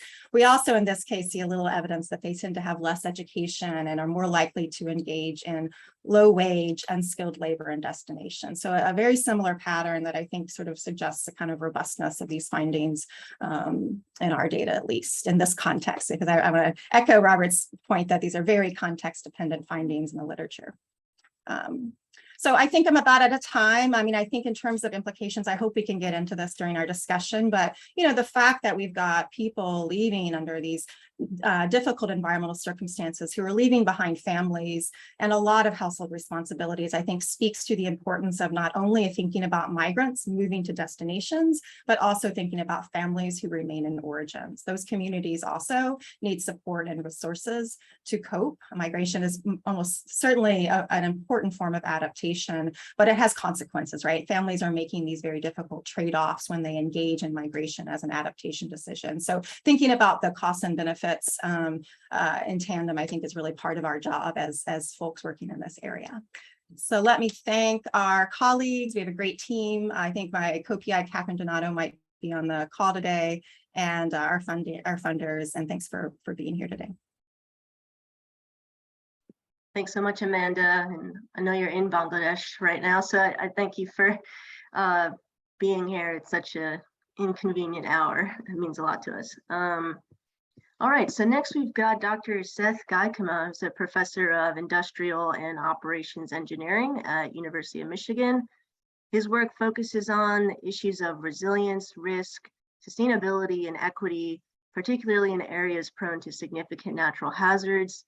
His group uses risk analysis, machine learning, modeling, and simulations to develop and test new methods to better understand problems of societal importance. So take it away, Seth. All right, thank you. I'm going to talk a little bit about some of our work that is trying to use cell phone location data to understand movement at a very fine spatial and temporal scale after hazards. So when we don't have to, in this environment, I think we all realize that natural hazards are becoming a lot more frequent and a lot more intense. And when we look at the research literature and how community resilience is defined, there's kind of two dominant views, right? There's adaptive capacity, which is grounded in sociology and geography, and it really focuses on variables that are kind of correlated with the community's ability to adapt, but it doesn't really tie it into what happens after a disaster or a natural hazard in terms of access to essential services. Then you have the engineering infrastructure approach, which kind of takes this broad brush approach, and it's a measure that's for the entire community, and it's really tied to kind of centralized infrastructure. So it doesn't get at that spatial scale that we need to really look at to address issues of inequities in resilience to hazards. We've been working on an alternate approach, that basically says resilience is, at least an important part of resilience, is about equitable access to essential services after a hazard, after some sort of disruptive event. And those services really are community defined, not analyst specified. So it's not defined by Presidential Directive 21. It's defined by the community and what they think is essential. And we really need to focus on the distribution of this access throughout the community, not a broad brush, single type of measure approach.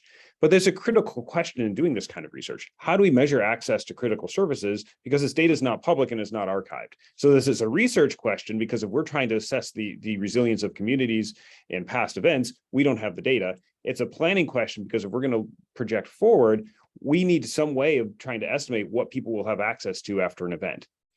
So this led us to using anonymized cell phone location data, somewhat reluctantly at first, because there's a lot of privacy concerns with this. But what is this data? Well, companies collect location data from apps and cell phones, opportunistically collect, they anonymize, they repackage the data, they then sell it or summaries of it. So why might this be useful for studying climate resilience? Well, it allows for spatially and temporally detailed understandings of mobility. That is, where people are, where do they go? You can get remarkable spatial and temporal detail out of this data, but you have to be really, really careful with it, because, well, you can also infer a lot of other things. So we're using this to study evacuation, return after hazards or lack of return, facility closure, and you could use it for long-term migration in response to climate-related hazards. So I'm going to show just some examples of what we're doing with this, just hopefully to pique interest. So we're looking at, one study is looking at post-hurricane closures of facilities in the impacted area. Because one of those key aspects of resilience is access to critical services. And it's more than just the centralized water system, the centralized power system. We have to think about things like schools, daycare, home improvement stores, because they're critical to recovery supplies, medical services, these sorts of facilities. These are point facilities, and I'd add grocery stores to that too, but these are point facilities for which we don't have good historic closure data, and we don't have a good way looking forward to estimate, well, what do people actually have access to? So what we are trying to do is use this cell phone location data to understand what's the status of these facilities. So we developed algorithms for assessing the number of unique visits at the facility level. So we can look at an urgent care or a grocery store or a school and ask, were people there? How many unique visitors were there? How did this compare to pre-event conditions? When did things recover back to normal? Did we see spikes? All sorts of other things. We have a separate study looking at household level of evacuation timing and decision-making of who evacuates when. Do we see delays in evacuation that we might not think are appropriate given the hazard that we're facing? And how is this distributed throughout the population? I'm not going to talk so much about that today. So just to give you an example of what this looks like. So this is looking at two different locations. One is Key West, where it first made landfall. And then the other is Marco Island, Naples area, where it made its mainland landfall. And you can clearly see in the data the drop in visits to the grocery store. And in the blue line, you can see a spike at that particular grocery store, people going and stocking up before the hurricane hit. And that was a Walmart, before the hurricane hit the Marco Island area. That's where it first made its mainland landfall. Okay, so this is kind of the ideal case. We can see the lack of access, and we can see it bouncing back, and we can see at Key West at that Publix a large increase in access after the event. When we look at schools are nice, because these we can get the school closure data. So we have a way to validate the algorithms. And it's interesting because at some schools, I didn't show them here, but at some schools, we can actually see them using them as shelters, because we see some spikes when we otherwise wouldn't expect to see people. So we can see, okay, schools were closed quite a while. A private school on Key West opened much earlier than the public schools did. So you can start to get these facility level details. We can look at home and improvement stores. And this one's interesting because before the event, you see quite a large spike at many of these stores. And that's likely people going there to stock up on things to prepare for the storm, plywood to board windows and things like that. Then you see a drop, but it comes back much faster than schools did or other things, because people, as soon as they safely can, they come back, they go get supplies to start recovering. And then we can look at urgent care. So this is a critical type of medical facility. And we can see, again, there's a large drop during the event. It comes back relatively quickly, not as quickly as home improvement stores. Like, people weren't getting injured right away, but once they start recovering, then people are showing up for injuries and other sorts of reasons. But it also varies depending on the location and the particular urgent care. So this sort of data really lets us get unprecedented spatial and temporal detail to study movement kind of before, during, and after climate-related hazards. So we can get this a lot more detailed assessment of inequities and resilience. Who has access to food? Who has access to different types of facilities at different points after the event? And we've done this real time after some hurricanes and used this kind of data and other sources of data to look at what parts of communities don't have access to food or water or other things after an event. There are very clear privacy concerns that you have to proactively manage if you're going to use this kind of data, right? Because it doesn't tell you whose phone it is, but you can use algorithms to identify the home location of the phone and other things like that. So it requires a very thoughtful approach to how you're going to approach that. There are other groups, not us, but commercializing this work to try to use, or work like this, to try to use this data to try to provide information to government entities and private citizens within the community to help them know, oh, you need food, here's what's open around you, which ones can you actually get to try and provide a much more situational awareness of what's going on around them. So this is just a couple videos of what the data actually looks like. This was Hurricane Irma on the left, Hurricane Matthew on the right. The right one's not working, but you get the idea. If you have questions, I'm happy to answer them via email later. And I will stop there.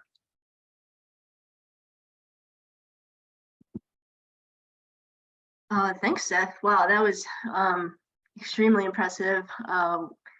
It's amazing that you all are able to use and leverage big data to better understand climate migration in this way. All right, so we'll move on to Dr. Solomon Xiang. He's a Chancellor's Professor of Public Policy at University of California, Berkeley, where he directs the Global Policy Laboratory. His team integrates econometrics, spatial data science, and machine learning to understand questions of managing planetary resources, such as the economic value of the global climate. Go ahead, Solomon. Hi, thanks for having me. Would it be possible to enable the screen share?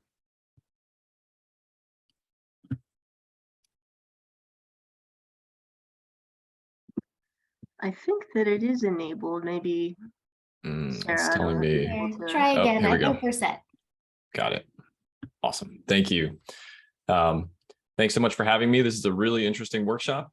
I'm here to actually not talk so much about migration. We have been focusing a lot more on conflict, but I think for any community that's thinking about migration, obviously understanding the role of conflict and what's going on and what the impacts of climate change on conflict might be seems particularly relevant. And so in the work that we are doing, the core scientific problem is just asking what is the role of climate change on human conflict and overall social stability, since that could mobilize populations. The challenge is hard. The climate and society are both very high dimensional objects. They're interacting in many confounding ways. And so the type of work we do follows the approach of thinking about what the ideal experiment would be. Of course, it would be great if we had two planets and we could heat up one and keep the other one as control and see how much people fight and move around. We can't actually do that, but what we do instead is something we call a quasi-experiment. So we reconstruct the history of populations' exposure to different type of climatic conditions and try to understand then what a treatment or a control group or that population at different moments in time how they will behave. And that controls for a lot of confounding factors. So just, if you look back in time, we see a lot of evidence of destabilization of populations associated with climate changes. So for example, for a long period, most of the Sahara was quite wet, but as it became much drier, we saw the evacuation of many different and collapse of many different settlements across the Sahara, indicating that populations are probably moving north or to the east into Egypt. If you look at other types of records, we do see a lot of populations and civilizations that essentially collapse during periods of climatic stress. Some are very famous episodes, for example, the Maya or dynasties in China. Others are less well known. Our research team started to ask the question of whether or not we see these types of conflicts today. So for example, one way you can study this is look at global climate changes induced by the fluctuations in the equatorial Pacific caused by El Nino. And essentially what happens during an El Nino event is you have a large amount of thermal energy released into the atmosphere over here in the equatorial East Pacific. And it leads to a large atmospheric wave that propagates around the equator and causes drying and heating throughout the tropics. And so what we did is to sort of try and trace which populations are getting hit by that wave. Those are the red regions here. And you can think of them as getting treated by El Nino events at different moments in time. And populations that are too far north or south to get impacted are these blue regions. We call those sort of weakly affected. You can think of them as like a placebo group. And what you see is that when the world is in the relatively wet and cooler La Nina state, those tropical countries generate new conflicts at about 3% per year on average. Whereas when you shift to the hotter and drier El Nino state, the rate of civil conflict generation essentially doubles to 6%. And if you look at those placebo groups too far north or too far south to be impacted by these atmospheric waves, we see that they hold pretty steady at around 2% per year in terms of the generation of conflict. So they have conflicts occurring, they're just not in phase with what's happening worldwide for this particular climate phenomenon. Now, asking whether or not this was generalizable, we studied many different papers from different regions and did a number of meta-analyses. So I'm showing you this result over here. That's what I was just showing you, but you can zoom in and look at individual countries in Africa. Within Africa, you could look at individual pixels. Within those pixels, you could look at individual villages. And what we've seen over and over and over is that there are pretty strong associations between shifting to hotter and drier or more extreme rainfall conditions and increasing rates of violence at many different scales of social organization. And so it's not just happening in Africa, it's happening in countries around the world. And it's both, intergroup conflict, whether it's sort of race-related riots or sort of personal crime, sexual assault, or even in many cases, you could study the psychology of what's going on by looking at violence in sports. And so this seems to be quite generalizable worldwide. And we've done some meta-analyses and sometimes get asked, what is the impact of this for climate change? And so is this really quantitatively meaningful? So if you look at projections of what the climate will do, it's about 1 degree for 30 years and sort of a central estimate. And our estimate is that warming, for example, if you just focus on that, increases conflict around 11% per year. So if you multiply those numbers, what we're talking about is about a little bit less than 1% increase in the risk of violence above your baseline per year for the next several decades. Now, just to understand how that number behaves, all of these models assume, and it appears to be empirically true, that the violence associated with these changing environmental conditions is roughly proportional to the baseline level of violence risk within your society. So in a population that has a lot of violence in the background, you would expect there to be a much larger increase in absolute terms over time, even though the percentage change is similar. So the last question, just to update you all on where things are going, people are very interested in understanding what's going on in the background. Why is this happening? So there's several hypotheses out there. Maybe economic factors are causing people to engage in violence. For example, the labor market's changing. Maybe logistical factors are causing people to making conflict easier or more appealing for some reason. Maybe you can get onto the roads better and invade your neighbor. It's possible that climate changes are weakening government capacity. And so sort of competitors see that and they make their move in a strategic way at the time when the government is weak. And then the last hypothesis is this idea that maybe people's decision-making is changing and somehow they become more aggressive or willing to fight. And so, different groups have been studying these. For thinking about economic factors, we've done a lot of work on the economics of climate change, and it's very clear that rising temperatures are very harmful to economic output and agriculture in a variety of sectors. And there is a growing amount of quite strong evidence that this is a very important channel through which the climate could be driving violence at the local level. So, for example, this was an important study by Timo Fetzer, where basically you see the rollout of employment protection programs when young men are able to go and work for the government during periods when the economy is doing poorly, it decouples climate and violence that these young men might be engaged in. Okay, so that seems to have pretty strong evidence. People have talked for a long time about logistical factors playing an important role. It's been discussed and hypothesized about, but as far as I can see, there's never been really strong evidence for this claim. And so, if anyone here is a graduate student looking for a project, this might be an interesting question to investigate. Government capacity is something that's often talked about, especially in the political science community. And there is some evidence that this is could be playing a role. So just as an example, Nick Obradovich has done some really nice work in many different contexts, and you see there's a lot of loss of public support for leaders during periods when there's a lot of these other things happening in the background. So for example, in poor countries, annual temperature deviations are associated with a lot of an increased risk that incumbents will lose elections. And so you can think of that as something that might be, governments are underperforming, and in many different ways, that could make it more appealing to, try to take over the government. And then I think the last point is where a lot of research is also heading, and my own work is going, thinking about internal psychological factors.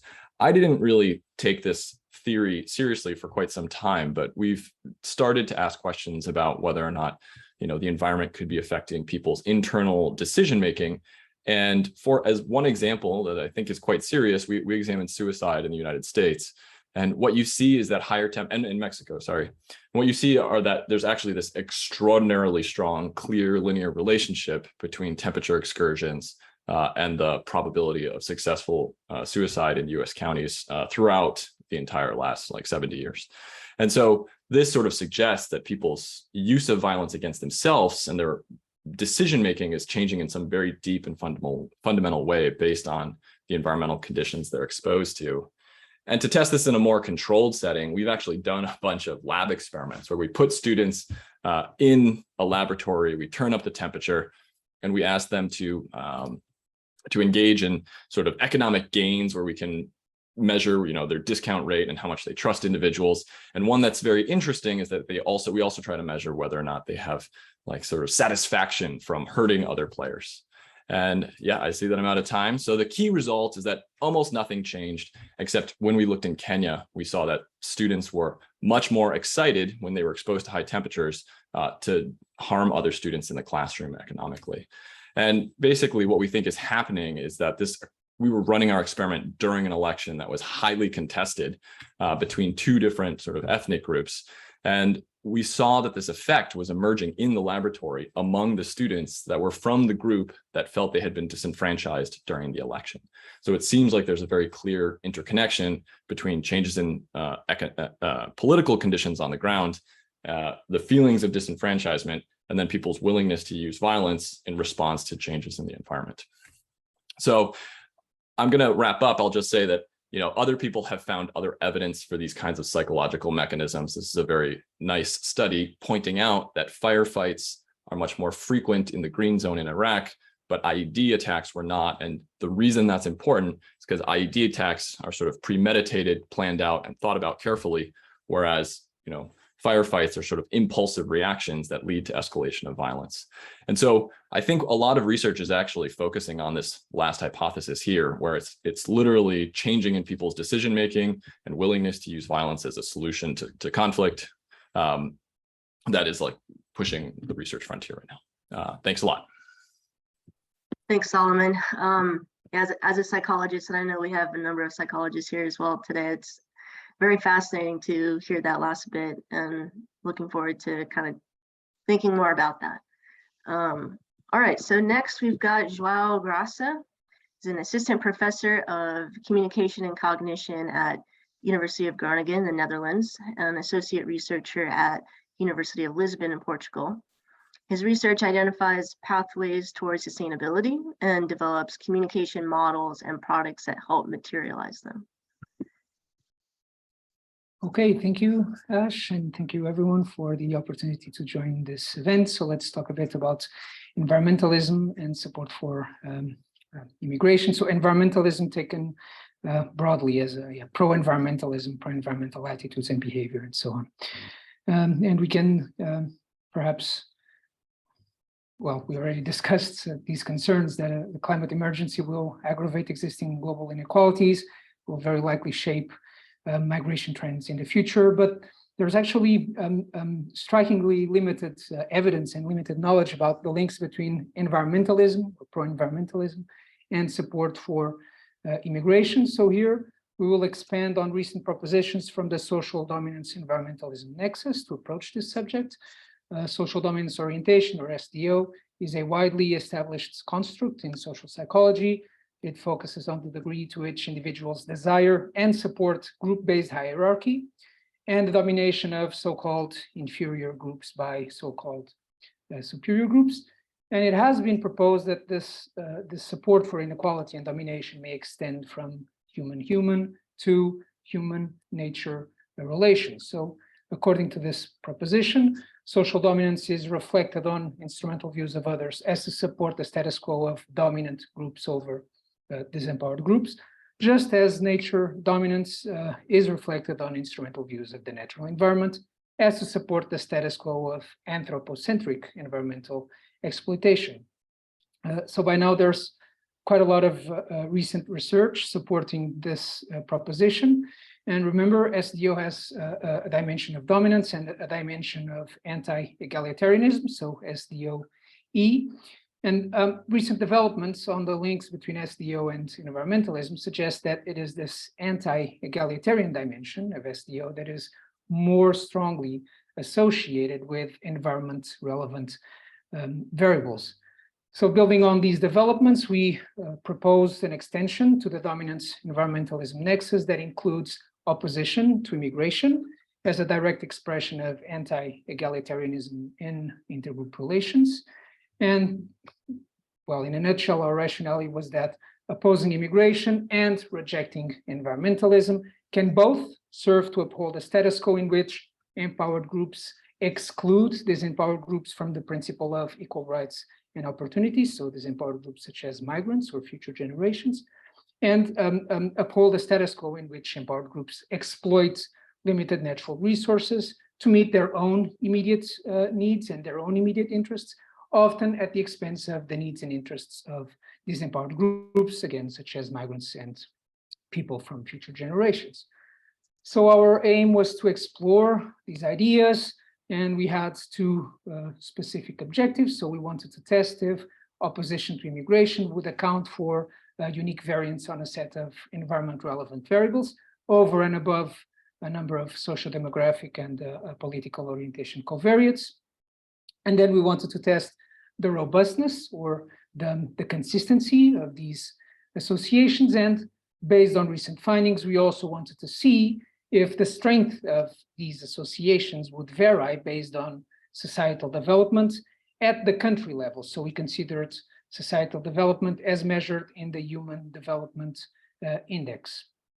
The study relied on representative samples from 20 countries in Europe, so data from the European Social Survey, round eight, and we used, of course, a Human Development Index as country-level data. So really just providing a very brief overview of the findings, we found weak but quite prevalent and consistent negative associations between pro-environmentalism and opposition to immigration. We measured environmentalism as endorsement of environmental values, concern with climate change, support for climate policies, responsibility for climate action. So these associations were quite consistent across all our outcome variables, but indeed, Human Development Index, or HDI, moderated these associations. So these associations varied according to country levels of Human Development Index. So we then used the MOD graph to plot the interaction graphs for each outcome variable. The results were again quite similar and followed the same pattern for all outcome variables, as we can see in these images here. So basically, what does this mean? At higher and mid levels of human development, higher opposition to immigration was linked with lower environmentalism in all variables. And these associations were stronger, so we had steeper slopes at higher levels of human development than at mid levels. But surprisingly, the direction of the associations between opposition to immigration and each of our outcome variables was reversed at lower levels of human development.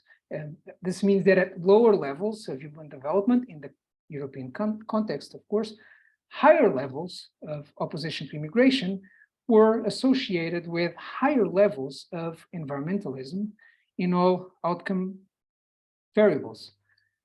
So to sum up the results and to try to give some meaning or possible interpretations to what we found here, opposition to immigration as expression of anti-egalitarianism showed weak but quite prevalent associations with our measures of pro-environmentalism. Again, this is broadly consistent with the view that opposing immigration and rejecting environmentalism can both serve to maintain these hierarchical social structures that we referred to in the beginning of the talk. But we were surprised to find relevant differences both in the strength and the direction of the associations based on levels of societal development. So we were expecting some differences in strength, but not really differences in direction in these reverse associations. We drew on the hierarchical enforcement hypothesis to try to interpret these findings.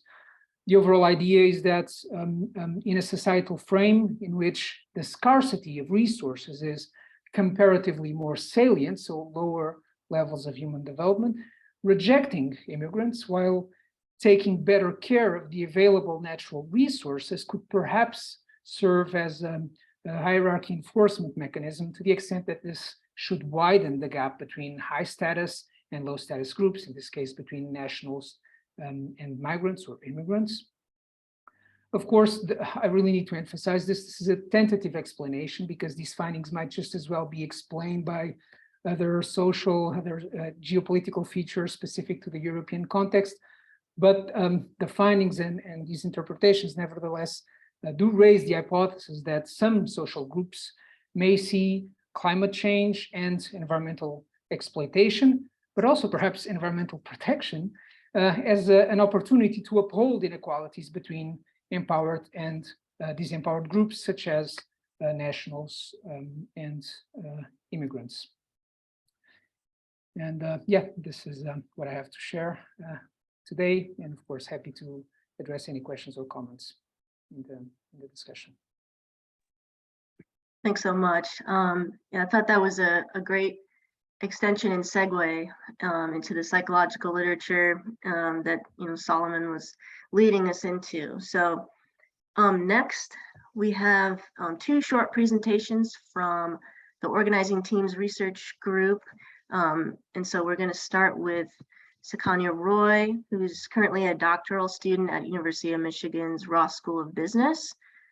And within our collaboration, she's been studying lay perceptions of migrants. So we're excited to hear about that.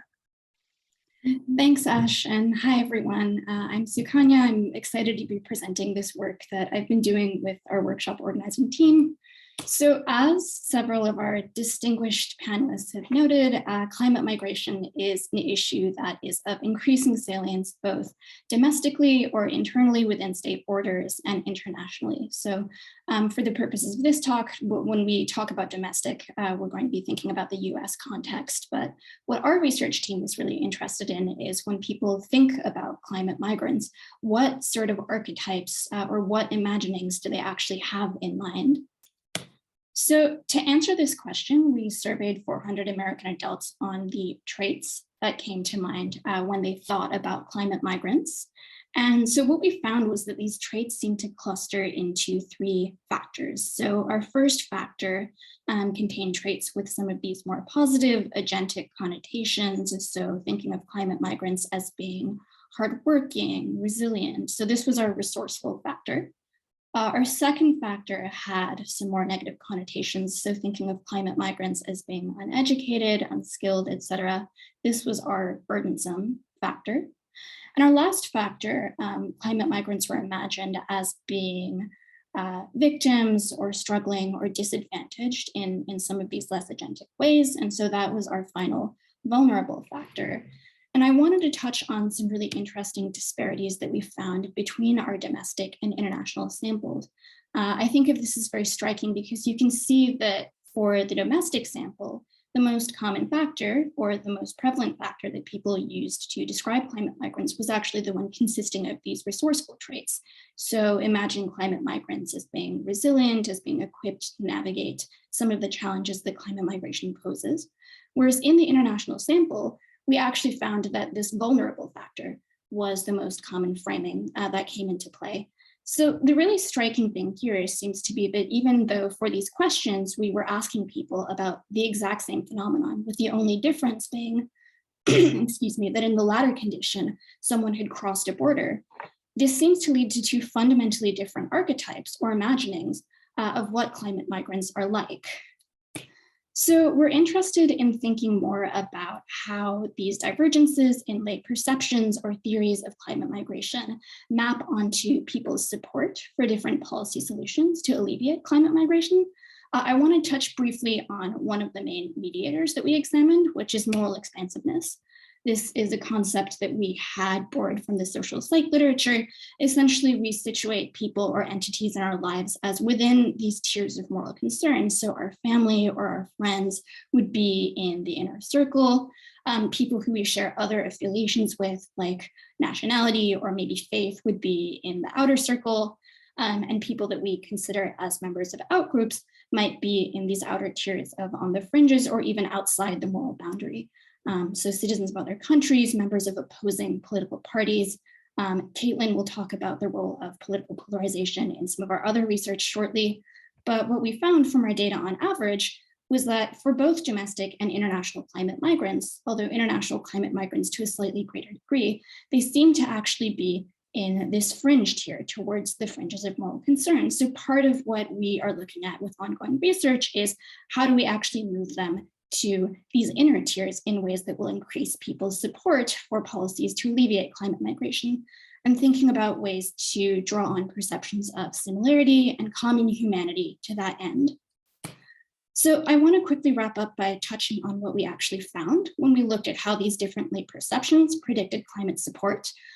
So again, we asked about this across our domestic and international samples. So we asked people about their support for these three common policy solutions: temporary accommodations or visas, resettlement away from areas vulnerable to climate change, and funding for adaptation infrastructure. And so for all three of these solutions, we found that in our domestic sample, the resourceful factor actually positively predicted support for these solutions, but neither of the other two factors predicted anything. Whereas in the international factor, the international sample, the resourceful factor didn't seem to predict anything, but the vulnerable factor positively predicted, and the burdensome factor negatively predicted support for some of these solutions. So what does this all mean or imply? So it seems like due to these divergences, one key thing that we might want to keep in mind as we're thinking about the most compelling ways to frame stories about climate migration as it is this emerging understanding, something that people don't necessarily have an awareness of or just developing an awareness of. A one-size-fits-all framing may not be the most compelling solution. Instead, we have to think carefully about how to tailor our framings or how we talk about climate migrants in ways that are likely to mobilize support. Thank you, and I'm excited for our Q&A. Thanks so much. All right, so last but not least, we've got Caitlin Ramey, who's a co-PI on our climate migration grant. And she's an associate professor of public policy at University of Michigan's Ford School. As a social and environmental psychologist, her interests center on how individuals can promote or prevent sustainable behaviors and policies. All right, thanks, Ash, and thank you to all of you who stuck around to the end. I'm going to be jumping in to talk about an experimental study that our team has run to look at how Americans react to information about climate migration. So Kanye did a great job explaining how people's lay theories are, and this is more about how do we react to news coverage about these issues, both in terms of beliefs about climate change, but also beliefs about migration itself. So this study was done with a sample of YouGov participants. YouGov is a nationally representative online sample, and we sampled 2,400 American adults and then randomly assigned them to different experimental conditions. So a fifth of our participants were in a control condition. They got no information about climate change or climate migration. But in 4 other conditions, participants heard a short podcast clip about climate migration that was framed in one of 4 ways. So in one of those conditions, participants heard about domestic climate migration, by which I mean climate migration of Americans moving from one region to another within the US because of climate change.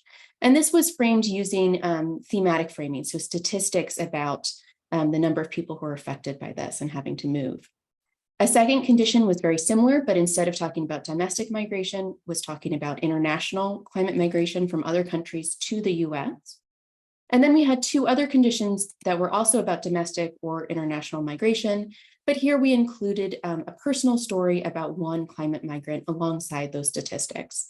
This episodic framing, a personal story framing, we thought might engender more empathy towards migrants and their plight. So then we were curious how hearing about this climate migration affected people's beliefs about different outcomes. So looking at climate change first, we looked at people's perceptions that climate change poses a risk. And here, what you can see is I'm breaking this down by Republicans and Democrats, because we know there's big political differences on this in the US. What we found was that only participants who had heard about domestic climate migration had an increase in their perceptions that climate change was a risk as compared to baseline. Participants who'd heard about international climate migration showed no boosting to their perceptions that climate change was a risk, again, compared to that baseline control. We also looked at people's support for mitigation policies to reduce emissions and address the underlying cause of climate change. Here we found that only the condition where people heard about domestic migration and that included a personal story, that was the only condition that boosted policy support for mitigation. We see the same pattern with Republicans and Democrats, although as you can see, they have different starting points in terms of support or opposition to these policies. We were also interested in what this would do to people's risk perceptions about migrants themselves. So just as talking about climate migration may make the risk of climate change salient, it could also, unfortunately, raise risks about migration. And so we wanted to see what these effects would be. I'm showing two graphs here. On the left is international climate migration, people thinking that this is a risk. And on the right is participants' perceived risks of domestic climate migration. You can see, again, these political differences emerge for both. The first thing I want to point out is that for both international and domestic climate migration, regardless of how it was discussed, talking about climate migration increased Democrats' beliefs that this was a risky prospect. For Republicans, they already thought that climate migration was risky, and so they were not affected by the condition that they'd heard about. Another thing that we found is that the type of migration that was talked about did make a difference. So when looking at people's perceptions that international climate migration was a risk, we saw these risks perceptions were heightened when people had just heard about international climate migration. So having international climate migration made salient increased the perceptions that it was a risk. We did not see that pattern when it came to domestic climate migration. So hearing about domestic climate migration did not boost perceptions that this form of migration was a risk. So what are the takeaways from this? The first is that reporting on climate migration from other countries to the US doesn't seem to inspire much climate change, risk perceptions or mitigation. It doesn't seem to move the dial on people's beliefs or policy support on climate change. Instead, it seems to just heighten the perceived risk of international climate migrants and migration. On the other hand, reporting on domestic climate migration may inspire at least a small amount of mitigation, especially if we're talking about this in terms of personal stories. It also seems to invoke less risk, but it still does make Democrats think that migration is riskier than they otherwise would. So what can we take away from this in terms of what we should do? The first piece of advice I would say is that we should just lower our expectations of what talking about climate migration will do in terms of inspiring climate action. This does not seem like something that's going to move the dial a lot in terms of inspiring climate action. But where possible, it seems like discussing domestic migration as much as possible is a useful venture, since that's less risky and may inspire more action. And we should include those personal stories where we can. So with that, I just want to thank our group and sponsors and all of you for sticking around, and look forward to questions. Thanks so much, Caitlin. I'm just surprised we're exactly on time, which I feel like is not usually the case in academic presentations and workshops. So I think we're going to start out. We've got 10 minutes for Q&A. I'm going to start asking questions that were more specific to speakers, and then we'll kind of get more broad as we go along. So let's see. First, we've got a question. It seems more aimed to Amanda.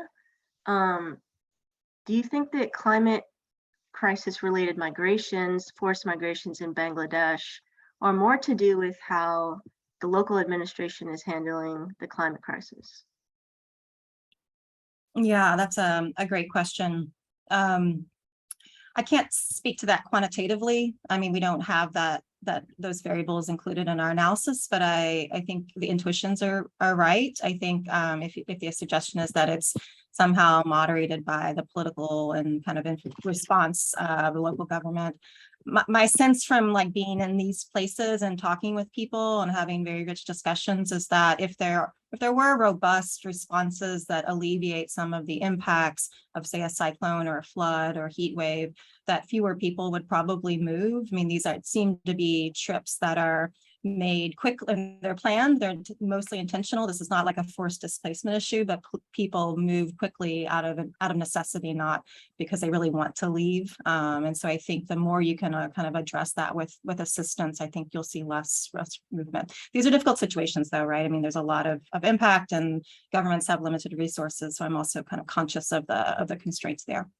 Yeah, thanks. All right. I've got a question for Solomon. In thinking about the mechanism, curious how much you're able to disaggregate across different forms of violence, conflict, theft, political movements, et cetera, within historical models. Yeah, that's a good question.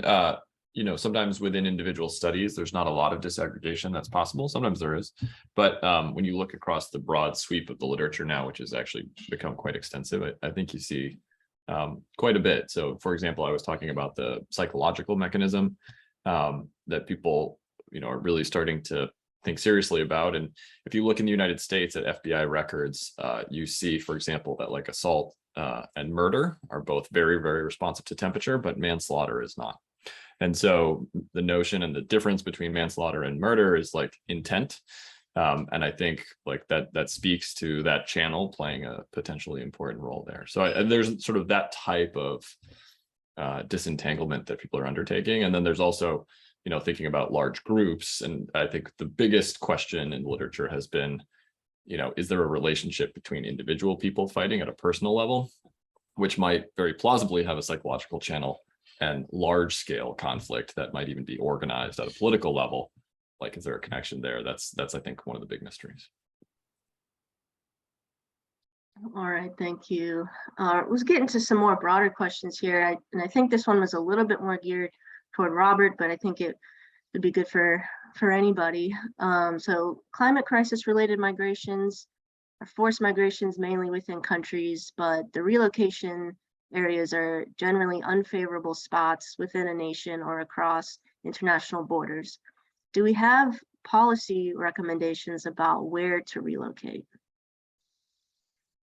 That's a great question. Policy recommendations, again, they would need to be context specific. I mean, globally, in terms of general rules of thumb, I would refer folks to the global compacts on safe and orderly migration and refugees, because just general principles such as, you know, respecting the human rights and dignity of the people who are affected, thinking about the broader implications.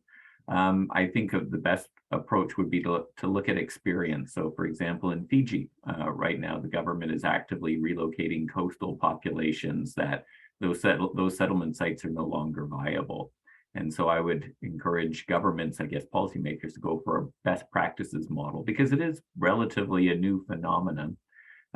Historically, these relocations have tended to happen after the fact, like what's happening in Florida right now. What do you do with folks who've been displaced from their homes by a hurricane? It tends to be reactive, the process. So what we're thinking about here is a more systematic, forward-looking approach. And that's really quite untested right now. The examples that we've reviewed in the IPCC and elsewhere often show that people who are relocated tend to do poorly economically, socially, in the places that they're relocated to, because as the question points out, we're often moving them to places where other people don't live for good reason, because they're not the most desirable places. Or when they relocate autonomously, they don't have a lot of resources in many cases, in which case they have to live in self-built settlements. They have to live in hazardous locations because that's all their resources can afford them. So when governments are looking at this more systematically, I think, look at best practices. PG seems to be doing it in a sober and thoughtful approach that involves people who are themselves subject to relocation. They're involved in the decision making. And again, that roadmap in the global compacts, there's some good rules of thumb in there if governments would only just read them. They've signed off on them. But I don't often see governments in Canada, the United States, Europe actually referring to what they've signed off on, because it's really good stuff in there. Thank you. Yeah, a lot of really good points there. All right, I want to make sure we get a little bit more on here. So there's a question from Kelsey Best. For all our speakers, what are the differences in how we might think about migration after a sudden hazard event like a hurricane versus slower environmental changes? Obviously the two are connected, but are the questions we should be asking different for the two? And what about data research needs? I think it's kind of for anybody to go ahead.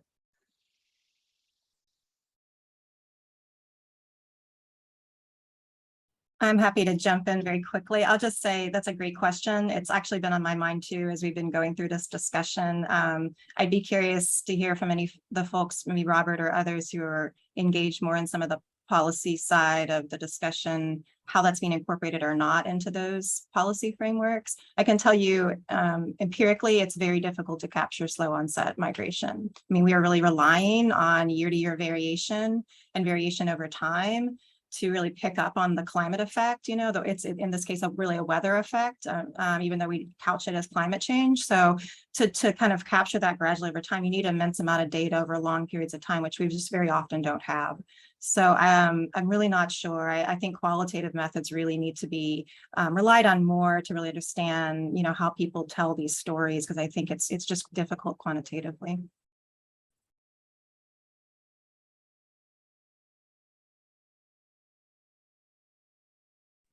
I guess you sort of lobbed a question my way to Amanda, and I don't want to monopolize, so I'll pass along to others as well. But I know that Clark Gray and others at Val Mueller at they would be at North Carolina and Arizona State have looked at labor markets, and often the signal for longer term migration shifts are often found in short-term labor market patterns, when you see things starting to emerge that aren't typical or normal within regional or national level labor markets, people moving in search of employment. That is often maybe an indicator of something longer that's afoot. But again, you're right, getting longitudinal data, it's often found data. I find that the good research that's out there that's been published is often based on longitudinal studies that have been done for other purposes, like environmental health monitoring or things like that. The Mexican migration project, you know, mining and reanalyzing existing data sets where there is a connection between,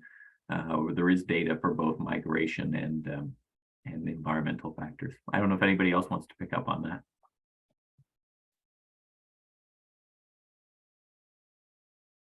I think that's great. I do want to ask one last question, because I think it's definitely something that's been on my mind, and I think it would be a great way to end. So how do you, it's a very interdisciplinary panel, right? We've got a lot of different methods that people are employing.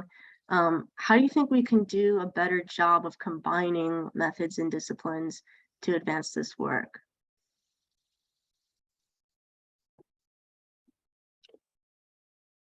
So I'll jump in on that one. Having led a couple workshops for NSF on how to better foster interdisciplinary research on hazards, I think part of it is more events like this where we're talking to each other, where we can dig into how we each frame these questions, what language do we use, because different approaches give us different insights, and there's no one approach is going to answer all this. So I think more events like this, and like this afternoon, we could all just keep going and dig into it even more. I think that's one way that would really help. Yeah, that is a perfect segue to wrap up this session. And I totally agree with you, Seth, that this kind of event would really foster cross-disciplinary conversations. So thank you so much, Ash, for moderating this session. And I would like to thank all of our academic presenters for sharing this, their state-of-art research. I hope that this event could inspire many cross-disciplinary collaborations as the first one. And as Kelsey, I believe, said in the Q&A, I am also struck by the diversity of methodologies and thoughts shared today. And thanks to the help from my school's leadership, as well as Caitlin's support at the Ford School, I am also pleased to announce that the University of Michigan is now a charter member of Behavior Science and Policy Association. So we would love to have a follow-up gathering at some point, as well as a special issue dedicated to this very topic of climate-related displacement. So please reach out if you'd like to participate in the future and continue this lively conversation. And on behalf of all the organizers, we would like to thank everyone who contributed to this workshop today, as well as the audience members for being here with us. I would also like to thank Sarah and Claire for their amazing work on the ground to make this event a success. So thank you, everyone, for joining us. I hope that you're leaving with a deeper awareness and capacity to care, and happy Friday. Thanks, everyone. Bye.